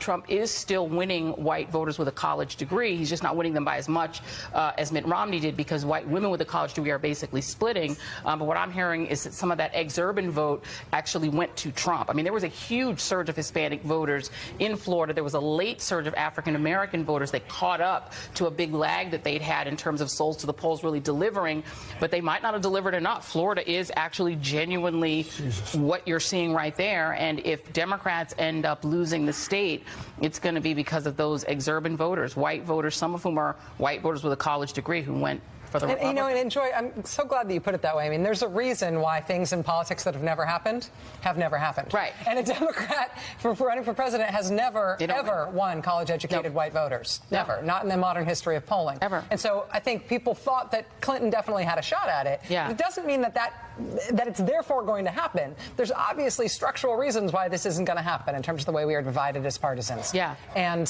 you know, if she does it, she'll still make history, but making history is hard. It's hard. And when we talk about the women's vote, we tend to talk about it as if it's one vote, because women writ large tend to vote for Democrats. Yeah. But when you separate it out by race, it's women of color who vote for Democrats. It's women of color who create the gender gap. Take women of color out, the gender gap for women has been in Republicans' favor in the Bush election. It's been in Republicans' favor for Mitt Romney by something like 14 points. The gender gap for women among white women is for Republicans. Yeah. So Hillary Clinton tying among white women with a college degree is in and of itself something that's never happened, and it's new. And it shows you how uphill it is. It's very uphill. Yes, right now. Yes, that's right. Absolutely. Steve Schmidt, this also brings in my favorite dynamic every cycle, and that is Margaret Mead journalism. When New York and Washington-based journalists either accidentally take the wrong turn on GPS and drive into America, drive through America to visit a relative, come back and report the place is covered with Trump signs. They're just amazed to find this. It happened so many times this cycle. We're seeing it on the red counties on the map. Yeah, absolutely. Look, you know, you look at that Florida number, 91, 92% in, that number is getting awfully big for her to be able to overcome. Florida may well drop into Donald Trump's column here. But you are seeing, I think, a backlash in red America, rural America, you know, to what they perceive as the cultural condescension heaped at them, rebellion against the political correctness imposed on them, a backlash to the elites of this country. And so when we look at the numbers that are lagging against President Obama's returns, I think it's helpful to remember we have the #1 and the #2 most unpopular candidates in the history of all of polling, in all of American politics, running against each other. And, you know, President Obama doesn't make that list. And so I think that we'll see this play out a little bit more. You know, when you put a sign up on your lawn, it's an interesting thing. It's like wearing a voter hat in the old days. It says, I'm not only going to vote for this person, I want everybody to know that I'm for Trump, which I think there's still, and we'll know tonight about midnight. Is there a hidden Trump vote that doesn't have a lawn sign? I think it's to Brian's point. I don't think there's a hidden Trump vote. I think that there may be a hidden Clinton vote for Republican women, for example. But it's no only, lawn sign, though. But the people who are for Trump are not embarrassed to be for Trump. This is a fiction of the New York City, you know, Acela corridor imagination that they're embarrassed for these people. I mean, it's part of the condescension. Well, what about the Hillary Clinton vote that you say is hidden? Well, I think you have Republicans that aren't going to say to their Republican friends that they're going to vote for a Clinton. And I think you see that opening up. You know, I see when you look at some of the returns, some of the gaps in Northern Virginia, some of the gaps in, you know, Pennsylvania, you know, with college-educated white voters, you know, a bunch of those people are Republicans. It's just big picture right now in terms of sorting this thing out. We do not have a call in Georgia, Virginia, North Carolina, Ohio, Florida, New Hampshire, Pennsylvania, Missouri, all of these places which have been on everybody's, you know, toss-up or states to watch map. We got calls in for good reason. I do think that the one thing that, but it's not too early to say this. Red America is getting redder, and blue America is getting bluer. The divide between us politically is deepening. Well, let's see what North Carolina says about that, which is a state that's hard to put in that. You know, when we look in the counties, the blue counties are bluer, the red counties are redder, and we'll see. You're starting to see migration of African American, well, particularly Hispanic voters. Look at Georgia. Georgia's too close to call for two reasons. One, you had this huge cache of unregistered African American voters. The Democrats started quietly going after registering back in 2014, and they started going after them and very quietly registering them and really turning them out. And then the second thing is that you have had Hispanic movement into Georgia. Georgia's becoming more diverse. So what's happening is red America is redder, blue America is bluer, but in terms of where they are, they're in the same state. So you have very red. Atlanta is a mega city. Exactly. In a red state. But you made a great point that even if they're purple states like North Carolina, they're still balkanized. Thank you People for living in different, sorting out different ways. Thank you for mentioning North Carolina. We've just changed our designation in North Carolina. Can we get there? We'll get there this way. We had North Carolina too early. We're now in too close to call. There's those blue blues and those red reds that Mr. Schmidt was talking about.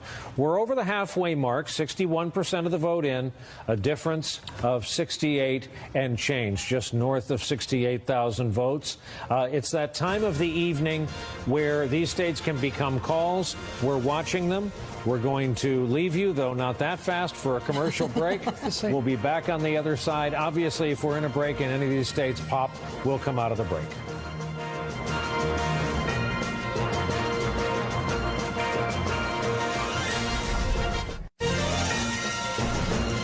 We are back 8:47 Eastern Time, 20% in. This is the national popular vote.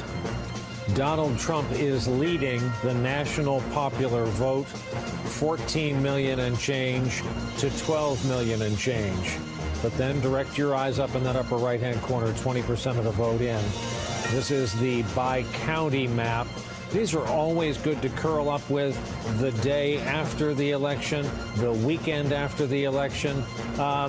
You know, compare your favorite counties with those of your friends and family. And that does give you a picture when you zoom in of who we are and where we're doing it, especially as the time zones go west. Let's check in with Andrea Mitchell at the Javits Center in New York City, and Katie Tur is at the New York Hilton. They're probably less than, I think, 1.8 miles apart. Andrea, you first. What's going on there? Well, there's a lot of nervousness, I'm told, by Democratic sources. Democrats in Michigan very nervous about what's happening in Michigan. As you know, Donald Trump trying to flip that blue state. Both candidates going there yesterday. I'm told by Democrats in Michigan that turnout is down. They're not seeing the vote that they had hoped for, the Democratic vote, in Flint and in Detroit, two key areas.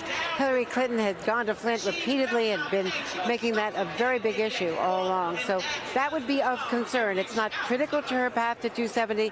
It's more important for Donald Trump, but they are not happy, the Democrats at least, with what they're seeing coming out of Michigan. All right, Andrea Mitchell Brian? at the Javits Center. Katie Tur, New York Hilton. Katie, what are you hearing from the Trump campaign?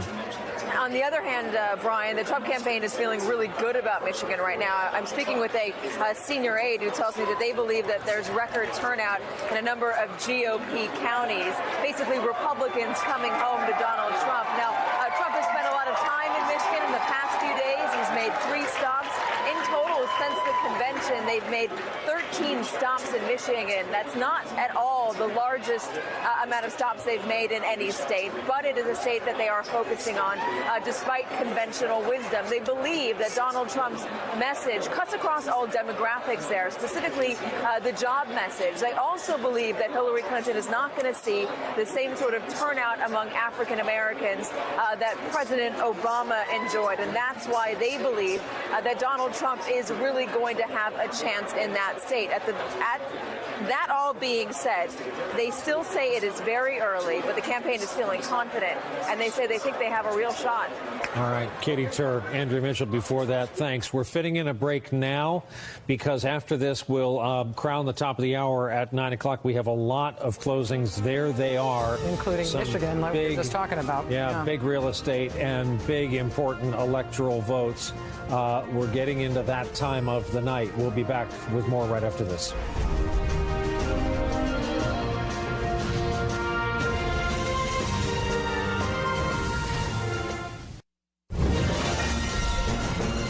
We are back. Lots of talk at this hour. 8:53 Eastern, 7 minutes away. Pennsylvania, 20 electoral votes, too close to call. 2% of the raw vote in. 10% of the raw vote in New Hampshire. Too close to call. Both of those were too early to call. They've now both been shifted to too close.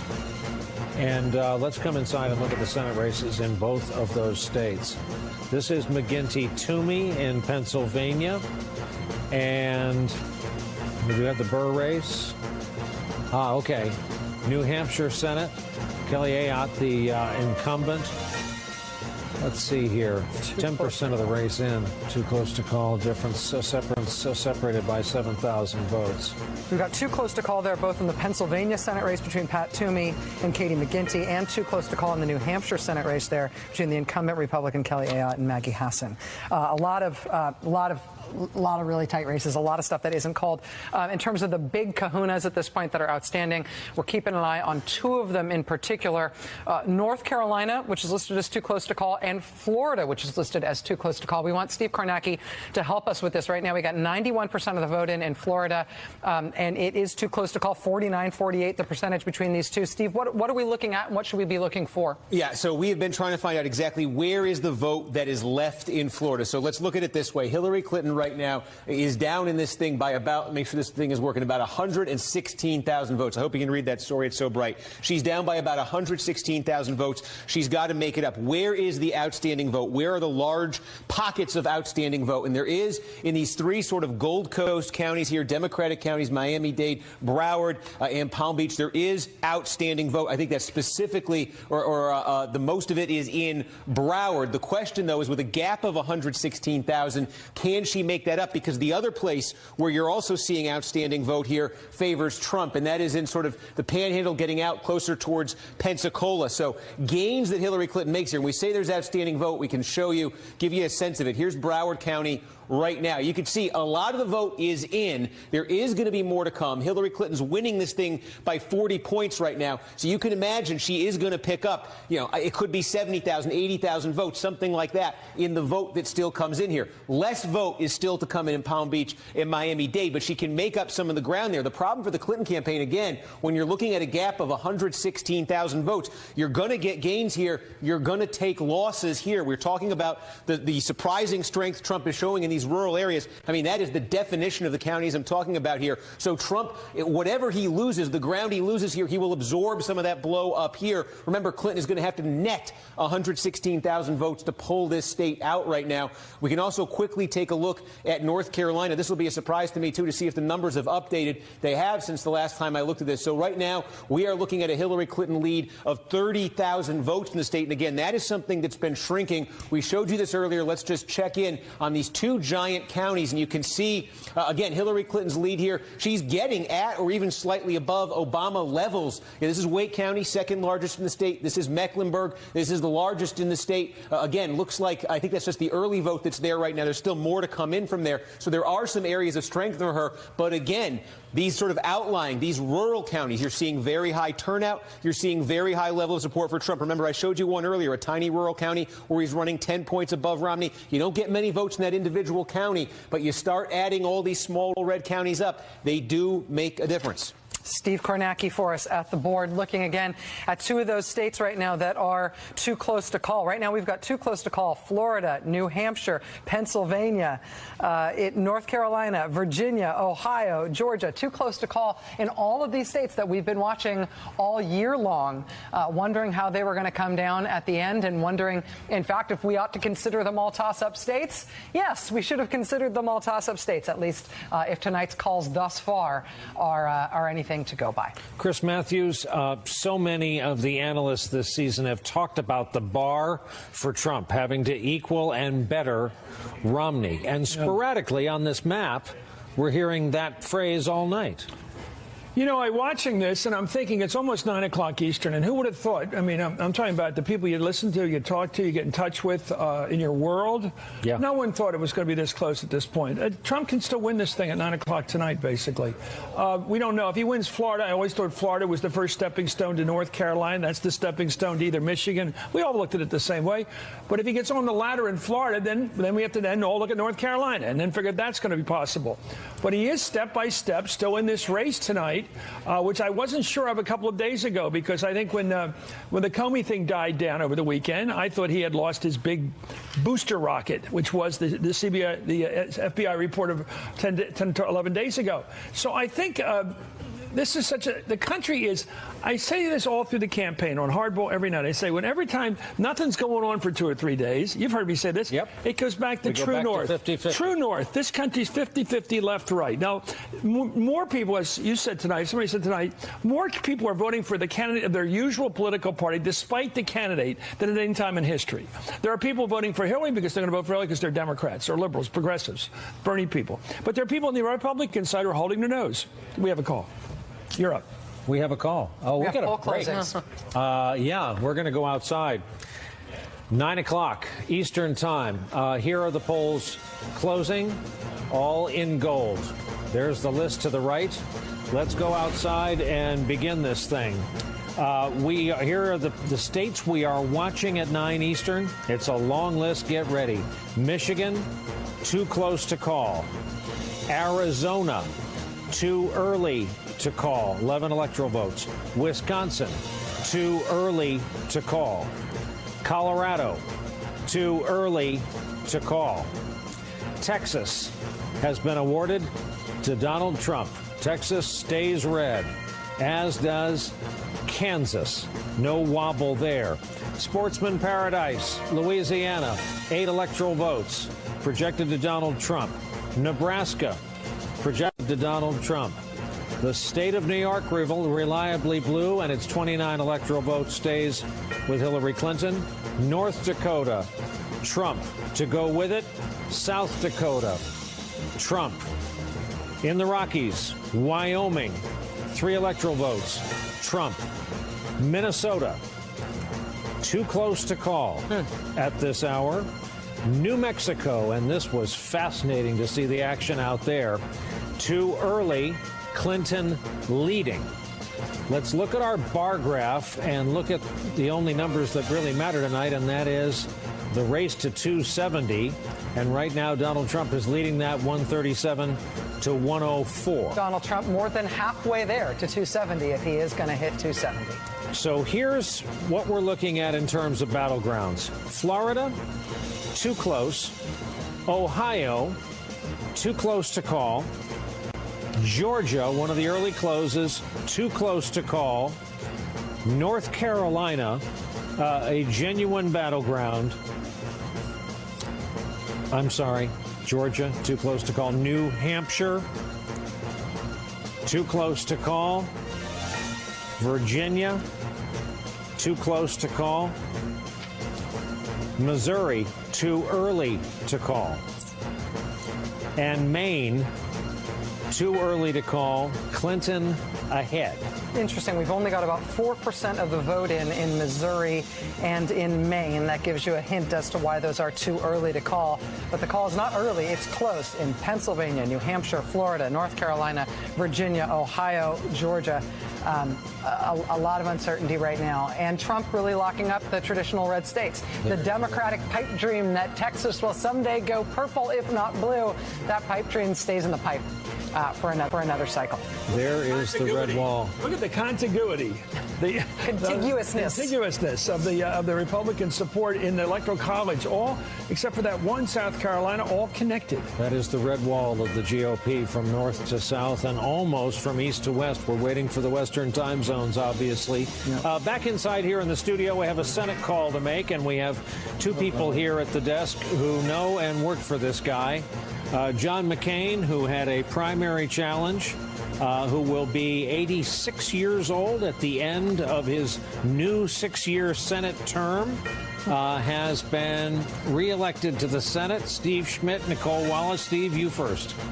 Well, I think thrilled about it. Great news. I remember when you talk about John McCain being 86 years old, I think his mom just turned 105. Yeah. He might. And she's kicking, too. Oh, absolutely. And I have no doubt he's still going to be going strong, into his 90s. But look, he's an important voice on national security issues in the country.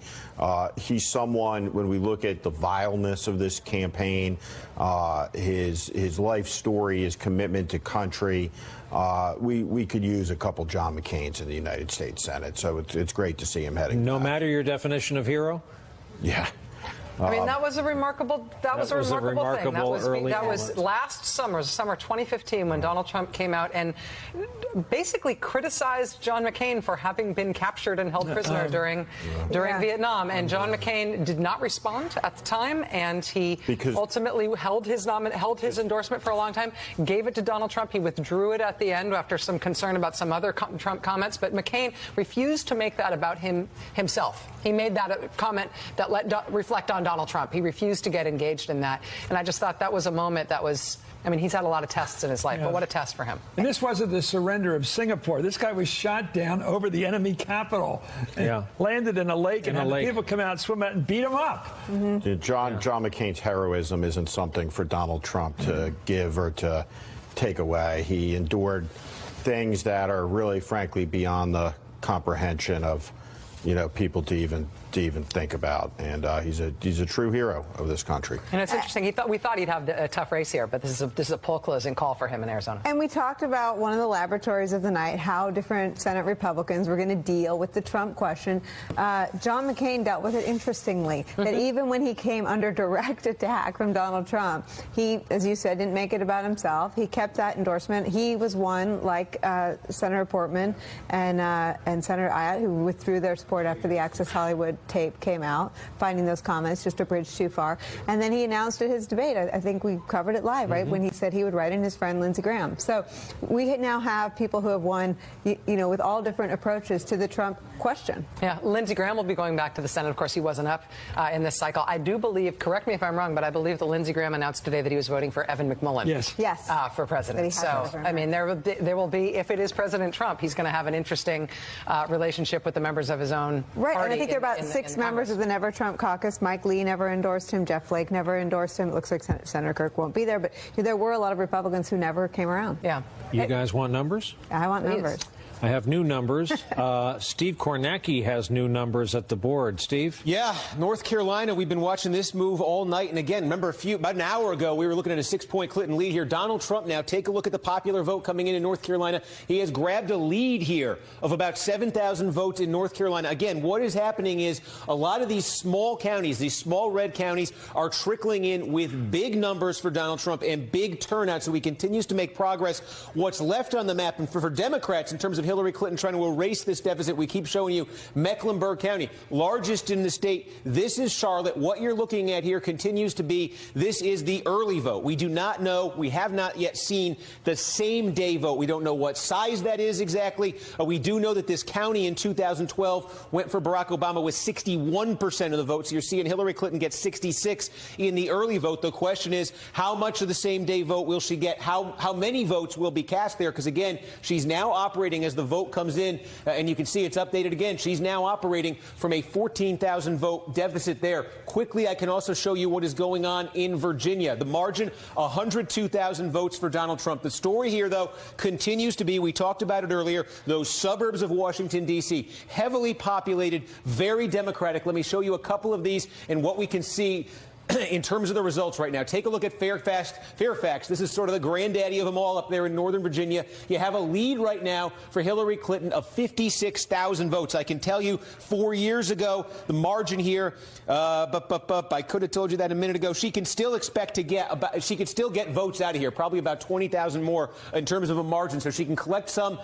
She can collect some out of Fairfax. She can collect some out of Arlington. It looks like she can collect some. Yes, Prince William County, there's still about probably 15,000 she could get here. And also, there is still vote out in Richmond. So Richmond, Northern Virginia, there's still certainly a path for Hillary Clinton in Virginia to overcome that lead now of 103,000 votes for Donald Trump. But again, as we've said in all these other states, as that heavily Democratic vote comes in, there's also, well, it's pretty much filled in here. So there's also some vote from these Republican counties, though, that's still trickling in, so that could offset what she's picking up there. Steve Kornacki at the board, Steve Schmidt, Nicole Wallace.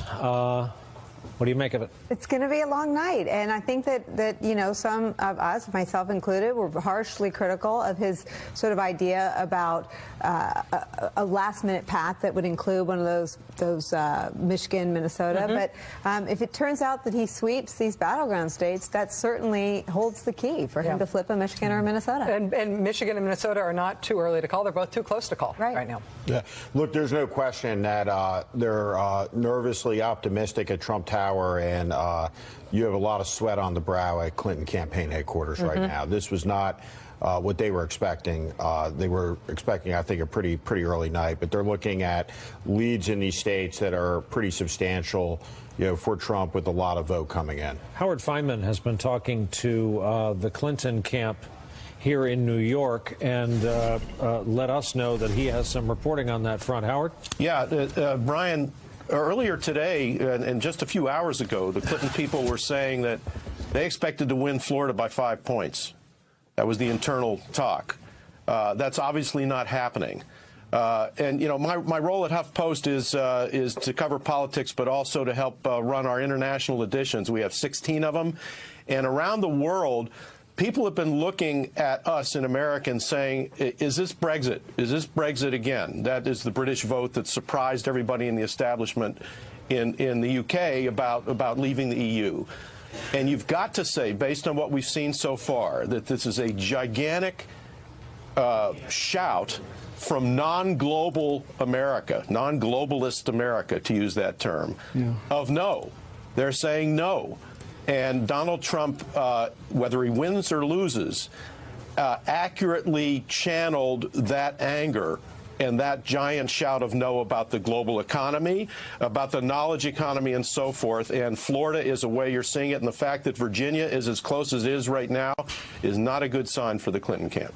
Howard Feynman here in New York. Thank you for that. Lawrence O'Donnell standing by with James Carville. Lawrence? I'm with James Carville and Michael Steele. James Carville, what is the Clinton camp worried about most right now, looking at this board? Well, Florida is a concern.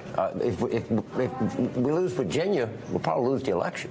I'll be close to it. I mean, I'd say right now I was expecting to be in a better mood at this point than I am right now. I'll be honest with you. Look, there's a lot left to count, and you know, not anything like that. But I fully expected that we would be better off than we are right now. Michael Steele, the Republican states coming in the way they were supposed to come in. Texas, which actually had an hour or two of suspense tonight. I've never understood that one. But okay, we'll play along with that one. Okay. But here we are now. It's down to the battlegrounds. Yeah, it is. And you're looking at what's happening in Michigan. You're looking at North Carolina. Carolina, Virginia, and certainly, as James said, Florida. The fact of the matter is, and a number of folks have touched on it tonight, there was an expectation that the Hispanic vote was going to outperform and do this voodoo, and they did. They did it well. But what people continue to underestimate in this election is that white vote, that vote that is not hunkered down in the cities, that is outlining those cities, that's out in the rural, in the suburban areas. Trump knew they were there. He went out there, he found them. There's a reason and a methodology to the madness of the campaign in terms of that. So it's paying dividends for him at the moment. Yeah, one of the things I caution here is in Broward, I'm told that it is just the early vote that's in. And the same thing in that's Fort Lauderdale. In Mecklenburg, in North Carolina, which is Charlotte, we just mentioned that it was just the early vote in. Now, I have no idea of how much is in, but there's got to be a lot of votes out there some way. The same thing in Fairfax. I don't know how much is left, so I want to be sort of cautious here, and not say this thing can get right. Yeah, and I agree with that. But you have to. The caution is also muted a little bit by the fact that you still have a lot of Republican vote in Florida, in the Panhandle especially, that's going to offset, that's going to eat into her ability to hit that 116,000 difference that he has right now. If in fact what I'm looking at and said 15% in Broward, then I could see her still catching up. But I'm not sure of the figures I'm getting and what's early and what's not. Sure. Brian, back to you. All right, Lawrence O'Donnell with our insiders. Yeah. Can we put up the Florida board again at this point? We're just watching these numbers trickle in. We were just talking about that. Right now, there's 93% of the vote there. You see Donald Trump with a more than 100,000 vote lead. We talked about this a little bit earlier on, not just in terms of which way Florida is going to go, but what that says about the presidency. A lot of people have felt coming into this that Hillary Clinton would love to win Florida, but she doesn't have to win Florida. Donald Trump has to win Florida. If he doesn't, he is almost precluded in realistic terms from getting there. Once he's got it, though, I don't know how narrow a path we're talking about for Clinton. I mean, she doesn't need it, but if she doesn't have it, how much harder is it going to be for her to get there? That's one of the things that I think everybody's got in mind, looking toward that Florida number. We're getting to 93%. Now, I think Steve actually has a little bit more to explain to us about what's coming in. Well, didn't James Carville just make news too with Virginia? I thought he did. Are you going to go? I mean, I feel like headlines are being written off what James Carville just said about Virginia. He said if we lose Virginia, we're losing the election. There's a lot we're seeing looking at this map tonight in Florida and other states that I don't think anybody in politics expected they'd be seeing tonight. Let me take you through Florida and what's left of the vote and what we can tell you about that. So the gap for Hillary Clinton right now is 132,000 votes in Florida. She needs to make up against this stupid thing. Okay. 132,000 votes. She needs to make up 132,000 votes. Now, you just heard talking about Broward County. Big population center, big Democratic county. There is still vote out in Broward especially. Let me show you, though. This looks like the early vote that's in. We say, well, only the early vote is in.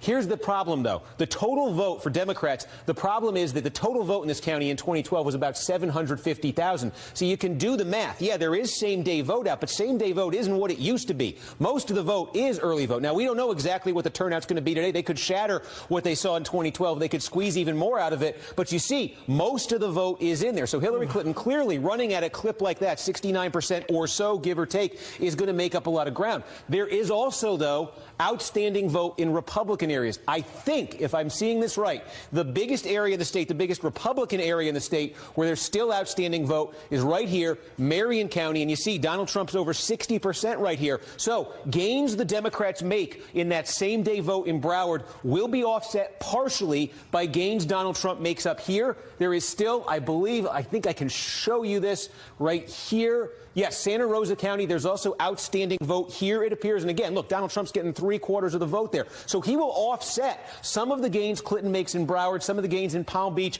in Miami-Dade. So overall, when you're looking right now, let's see if it's changed since I started talking, you're looking at a gap of 148,000 votes there. Look, that gap's going up just as I'm talking for Hillary Clinton. There are some big Democratic areas there. There is a question of how much the turnout was in terms of same-day voting in those counties, but the math is complicated. There are Republican areas, too. All right, Steve Kornacki at the board. Maria Teresa Kumar, the CEO of Voto Latino, is here with us in our newsroom. Maria, the Clinton campaign has been pointing to spikes in the Latino vote for some time. What do you know? What are you learning tonight? Well, one of the things that we found is that basically 36% of the Latinos that have cast a vote in Florida are first-time voters, meaning that they didn't vote in 2012, more than likely not before. So that's a big deal for the Democratic Party. The fact that Donald Trump helped increase the base is going to be significant, and it means that the Republican Party is going to have to come to Jesus with that community. But also what's in Florida, what's also is interesting is that you have roughly about 100,000 Republicans that voted for Hillary Clinton, but then went ahead and voted for Marco Rubio. So one of the things I'm looking at as we look at how close this election is in Florida is how many Republican areas are still going to continue voting for Marco Rubio, but they're going to switch their ticket to Hillary Clinton on the top. All right, Maria Teresa Kumar, thanks. Another break for us here. We'll come out if we learn any news. On the other side, we will hear from, among other people, a close Clinton surrogate from the Javits Center here in New York tonight. Election Night 2016 is sponsored by Amazon Echo.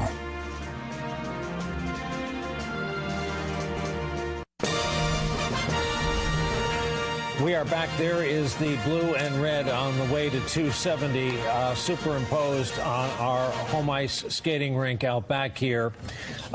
This storyline tonight, I'll put it this way, at the top of the evening, I bent over backwards to assure our viewers there was no secret answer or path to 270 that some pollsters had delivered to the news media, and we were sitting out here play acting it. No, this is the race. We're as much on the edge of our seats as you are. This is the, yes, you could say that. This is the race as you're seeing it. Steve Kornacki's over at the board looking at a state we haven't talked about in a few minutes, Ohio.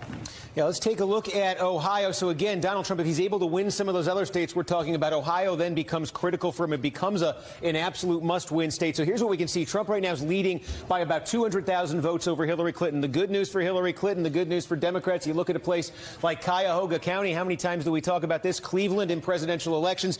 Probably about a third of the vote is in there. A lot of votes still to come in. Obviously going to be a big Clinton margin there. Also, you look at, like, this is where Columbus is. This will be another big Clinton margin. Probably a little bit less than half the vote is in there. So there are some definite big pockets on this map where Hillary Clinton can make up ground. But again, and this is a theme you're going to hear from me, you've probably heard from me like a broken record tonight. It's these small rural counties, and let me show you exactly what I mean. We've talked about Youngstown itself being sort of the prototypical Trump area, white, blue collar, working class. Well, Youngstown itself in Mahoning County, you can see, actually, this is about what Democrats usually get out of there. No surprise here, but it's the rural areas around there. Check this out. Let me go right down here and show you, compared to 2012, what we're seeing tonight. Look at this county right here. These are small counties, but check this out. Trump is leading here by 40 points. Do you know what Mitt Romney's margin in this county was 4 years ago? 12. Tonight, it is 40. Check this one out. Right down here, Jefferson County. Donald Trump's margin is 27. Mitt Romney's margin was 5 points 4 years ago. Check this out right here. Oh, that's supposed to be a mark. And this one right here, Donald Trump in Belmont County by 36 tonight. Mitt Romney's margin here was 8 points. These are small counties, but multiply this by hundreds, because we're seeing it in Ohio and we're seeing it all over the country tonight. Steve Kornacki, that's one way of displaying it. Yeah.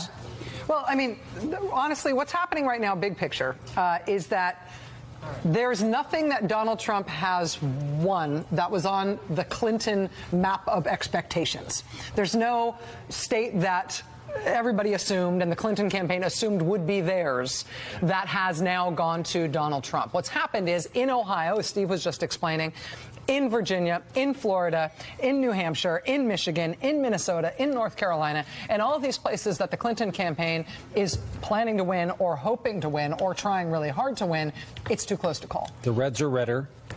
The Republicans voting in this election are motivated. Yes, that's exactly right. You're getting places, you're not getting places to flip from Romney, from Obama to Trump. But the places that went for Romney are going for Trump by even larger margins in some places, as Steve was just explaining. We've had a bit of a change of personnel. Casey Hunt is here with us. Steve Schmidt is here with us. If you follow hockey, it's just the next line. And Casey, you've been off reporting What can you report about what both parties are witnessing here? There's been a pretty dramatic shift in the conversation that's going on with the people that I have been talking to all night. At 7 o'clock, both Democrats and Republicans that I was talking to were saying, we're confident Hillary Clinton's going to win this election. We think that Democrats are going to win the Senate with either 50 or 51 seats. And that seemed to be an across-the-board opinion, both establishment Republicans and Democrats. I would say that has changed pretty dramatically in the last 2 hours. Obviously, there's still a lot of information out. We could go county by county and explain why that is. But there are a lot of Democrats who are nervous about what's happening, particularly in the exurbs of Florida. They're seeing such high vote rates for Trump that they're starting to wonder, what does that mean for Pennsylvania? What does that mean for Michigan? And I've also had sources who are now saying, hey, Democrats have much less chance taking the Senate back right now. There was a conversation, actually, I just got off the phone with Senator Joe Manchin, because I've been picking up a lot of intense speculation that in the event there was a 50-50 Senate, he might be somebody who would switch parties, potentially become an independent. Was he telling people in West Virginia he was going to become an independent? I have to tell you, I couldn't get a firm commitment from him that he was definitely going to be a Democrat for the next 2 years. He says, no, I'm not going to say that. But on the other hand, he wanted to quash some of this speculation and say, hey, I still really believe in Hillary Clinton. That was his main message. He says, she went back to West Virginia. You remember that kind of mistake she made talking about coal miners and putting them out of work. She went back to correct that. So a lot of interesting chatter behind the scenes right now. Oh, well, Joe Manchin is one of those. It's interesting. Actually, Joe Manchin and Claire McCaskill we think of as very different cats. Ideologically, the two of them are not that far from one another. When Claire McCaskill runs in Missouri, she brags about the fact that she considers herself to be and is considered by some publications to be the centrist, the center, the fulcrum on which the Senate turns in terms of her spot on the ideological number line. Joe Manchin looks like a Republican in some of the ways that he votes, but his loyalty to Hillary Clinton in this race has been, I think, an important thing for the Democratic Party in terms of its sense of itself. Let's hear what the Clinton camp is telling Kristen Welker over at the Javits Center at Clinton headquarters tonight. Kristen? Well, Brian, there's obviously a lot of focus and concern about the fact that Florida is so close. Obviously, those early returns that we saw very early in the evening suggested that the heavily Democratic areas were turning out in big numbers, but now those heavily Republican areas answering. I've been talking to top Clinton campaign officials, though, who say, look, we're not panicking. We have a number of paths to 270, and that's what Secretary Clinton's surrogates are saying as well. They say, look, we never thought that we needed to win Florida, but it's a game over state. But, Brian, I have to tell you, if she doesn't win Florida, obviously it makes her path tougher. So you're looking at states like Virginia, Pennsylvania, Colorado, Michigan as must-win. So that takes me to Michigan. I have been surveying all of the surrogates here, campaign officials who say they are going to hold court in Michigan. They go back to the ground game. The fact that she has 35 offices set up there, they've been set up there for months now, and they've been pounding the pavement for days. So they think they're going to hold court in Michigan, but obviously the stress level has gone up a notch here as they've seen how close Florida is. Brian? There's a palpable, I know someone is speaking, but in shots of the crowd earlier tonight as people were arriving and very excited, thinking they were going to be present at what was very clearly and obviously a victory rally. Now we're watching what appears to be videotape of Chuck Schumer talking. That is correct, Brian. And I have to tell you, at the beginning of this night, there were moments in which this crowd broke out into cheering. Those moments are getting fewer and far between. And I think you pick up on the optics and the mood in the room, Brian, which certainly has become a lot more tense as they have seen these screens light up with a lot of red. But again, Secretary Clinton's top surrogates say they're still confident that she has a path to 270, that she still has a number of paths to 270. But Florida making everyone a little bit more jittery than they had anticipated at this hour, Brian. 9:28 Eastern Time. We don't have answers. No, and we've got all of, look at, that's actually the exact right banner to put up there. Too close to call. Florida, Ohio, Virginia, North Carolina, Pennsylvania, New Hampshire, Georgia, Michigan, and Minnesota. All too close to call. And granted, the night is young.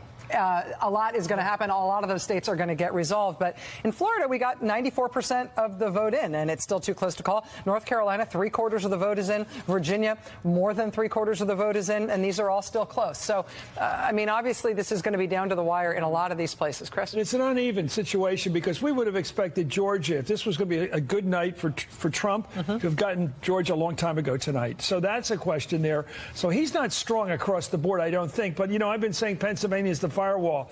And I think it's, but who could have predicted this anyway? I'm not going to say I know it's going to happen. I don't know, this exurb vote we keep hearing about. Well, we've been polling professionally in this country for about a century. And we've been polling presidential elections that long and trying to get it right. And if well, we'll see. It's early. The one big question about tonight was always, was everybody wrong? Were all the polls wrong? Were they failing to account for this X factor of these voters who were suddenly so motivated, angry, many of whom had been Democrats for decades? It's possible we're now seeing that play out. Steve Schmidt, people I know discussed doing segments in our business on these new words that entered our lexicon recently, like Brexit and FARC.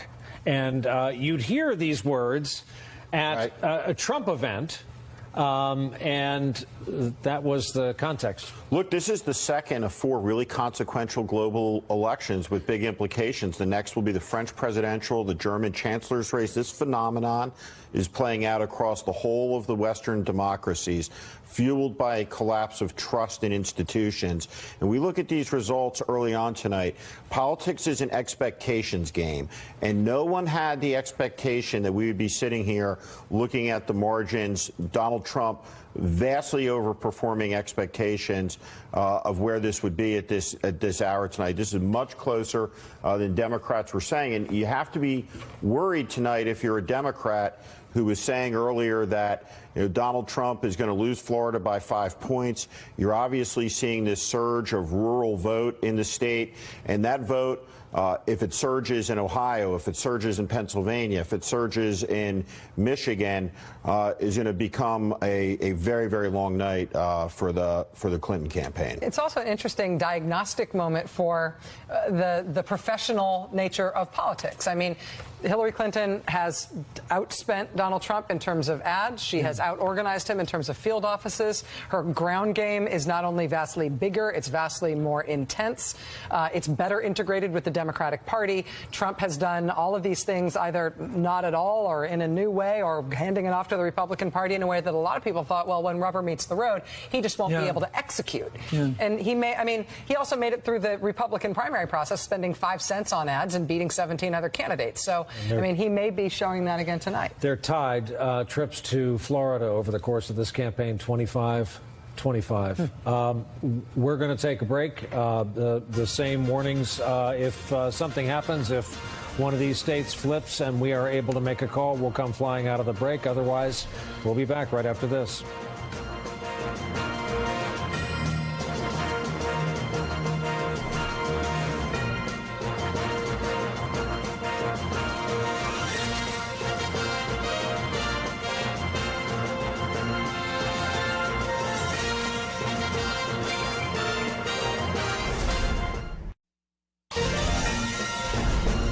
.36 p.m. Eastern Time. Let's take a look at where we are.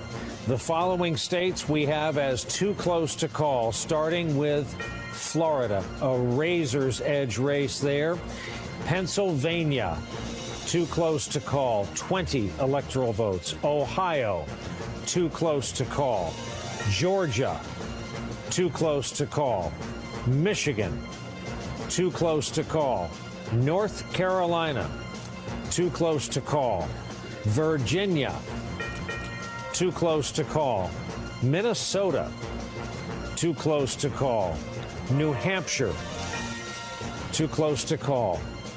To the electoral race, the race to 270, 137 to 104, advantage Trump. Steve Kornacki is at the board with some new numbers in Virginia and Florida, they tell me. Yeah, let's take a look at Virginia. And as you were speaking there, Brian, we actually got an update on the statewide vote. We see Clinton's been playing from behind. The question here has largely been about Northern Virginia, how much turnout, how much support she can get. Can she stem this gap? So it's now down to 25,000. Hillary Clinton's gap in Virginia, as I say this sentence, is 25,000 votes. Now, that just tightened significantly in the last few seconds, so I'm sort of finding this out with you. It looks like we just got more vote in Fairfax County again. This is sort of the mother lode of them in Northern Virginia. You see a lead there for Hillary Clinton now of about 90,000 votes. I believe, I'd have to go back and check, but I believe that there is still vote outstanding. Not much. This is a county where President Obama was reelected 4 years ago by a margin of 109,000 votes. Hillary Clinton's getting the same sort of level of support, so she can probably squeeze, I don't know, rough estimate here, another 10, 20,000 out of Fairfax County. You look at Prince William County, Hillary Clinton leading here by about 4,000. Looks like some more vote just came in here. This one of all the Northern Virginia counties, I think, has the most still to come in. She could probably squeeze out, again, roughly here, between, say, 10 and 20,000 there. And also, it looks like in Richmond, the city of Richmond, there's still maybe about 40% to come in there. Hillary Clinton could squeeze out. So the votes appear to be there, at least in theory, for Hillary Clinton to overcome a margin. Now you see it's down to 21,000. The votes appear to be there in Northern Virginia and Richmond. The wild card in all this, I keep saying I can't really point to one red county like one of these Democratic counties where you're going to see a big Trump vote. This scattered vote still coming in the red parts of Virginia, but the opportunity there for Hillary Clinton to make up the number in Virginia certainly exists. But again, we weren't even supposed to be talking about Virginia this way at this hour. Let's take a look right now in Florida. So the margin now, look at this. It's sitting there at about 138,000 votes right now. That's been pretty stubborn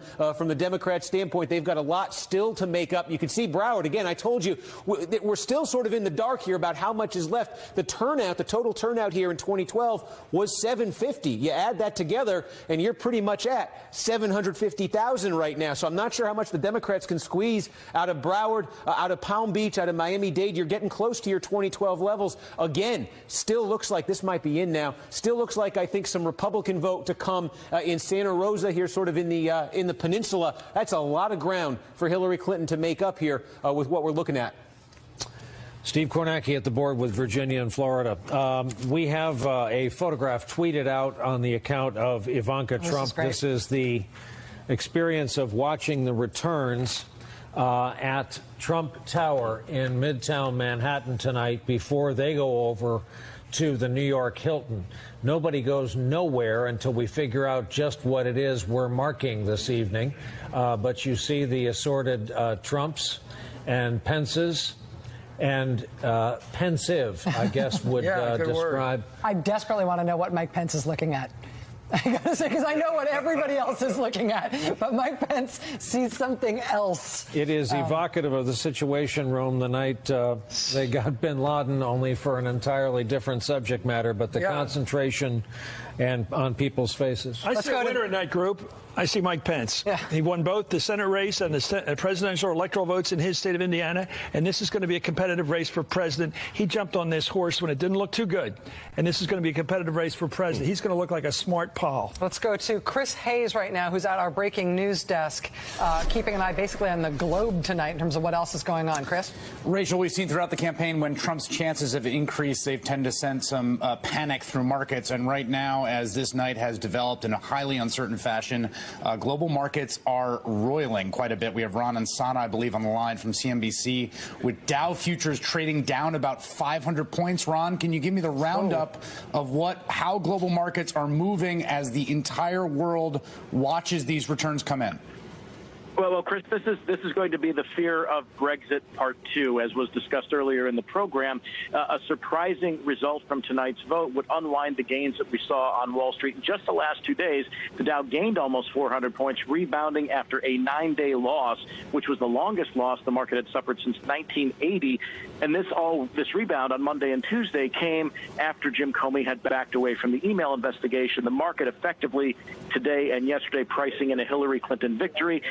A big donor that I talked to that works with Hillary Clinton thought this morning that she was going to win in a landslide. There's some confusion now, obviously, as to whether or not those internal polls that the Clinton organization had were even remotely accurate, or any polls for that matter. So you get this rebound effect. World markets will sell off. The post-Brexit sell-off in London, for instance, was about a 5 to 7% two-day affair. We could expect the dollar to go down. The Mexican peso will fall in value. The Mexican stock market will fall in value, since Donald Trump has targeted that country with respect to both building a wall and altering trade treaties between the two countries. We have to watch China, since he's spoken negatively about our relations with them. So there will be worldwide repercussions in financial markets, and expect, I would imagine, if Mr. Trump were declared the winner tonight, that you could see about a 3 to 5% pullback in the next day or two. All right, Ron Sander from CNBC. We should note the Mexican peso, which has been kind of a key indicator of some of the volatility. It's where money has flowed in and out of as global financial markets try to assess the future. That is down around 8.5% right now. So there is a lot of hot and panicky money in global markets slashing around. Watching this with bated breath. Rachel, back to you. Chris Hayes, thank you. Wow, Dow futures down 500 points. That has been an unusual marker for the volatility sense and the sense of Donald Trump's prospects in this race. That's an exclamation point on it tonight. Another break for us. We're back with our live coverage right after this.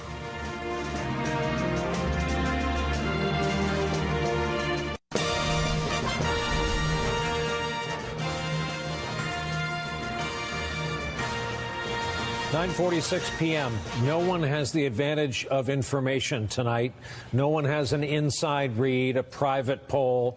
We're all working out of the same books, in some cases off the same rules, and in some cases people are learning to their detriment old sets of rules. There's a word for what's happening. It's called a barn burner. Steve Kornacki, I see him over at the board tinkering. I just saw Mecklenburg County, North Carolina. What were you doing in Mecklenburg County? They're updating the votes every 5 or 6 seconds. I want to make sure, but let's take you through the math in Carolina quick. Look, what she's down right now is about 87,000 votes in North Carolina right now. Where could Hillary Clinton make this up if she's going to win the state? There's 3 places you're going to look. One of them, you just gave it away there, Mecklenburg. Now, look, in 2020,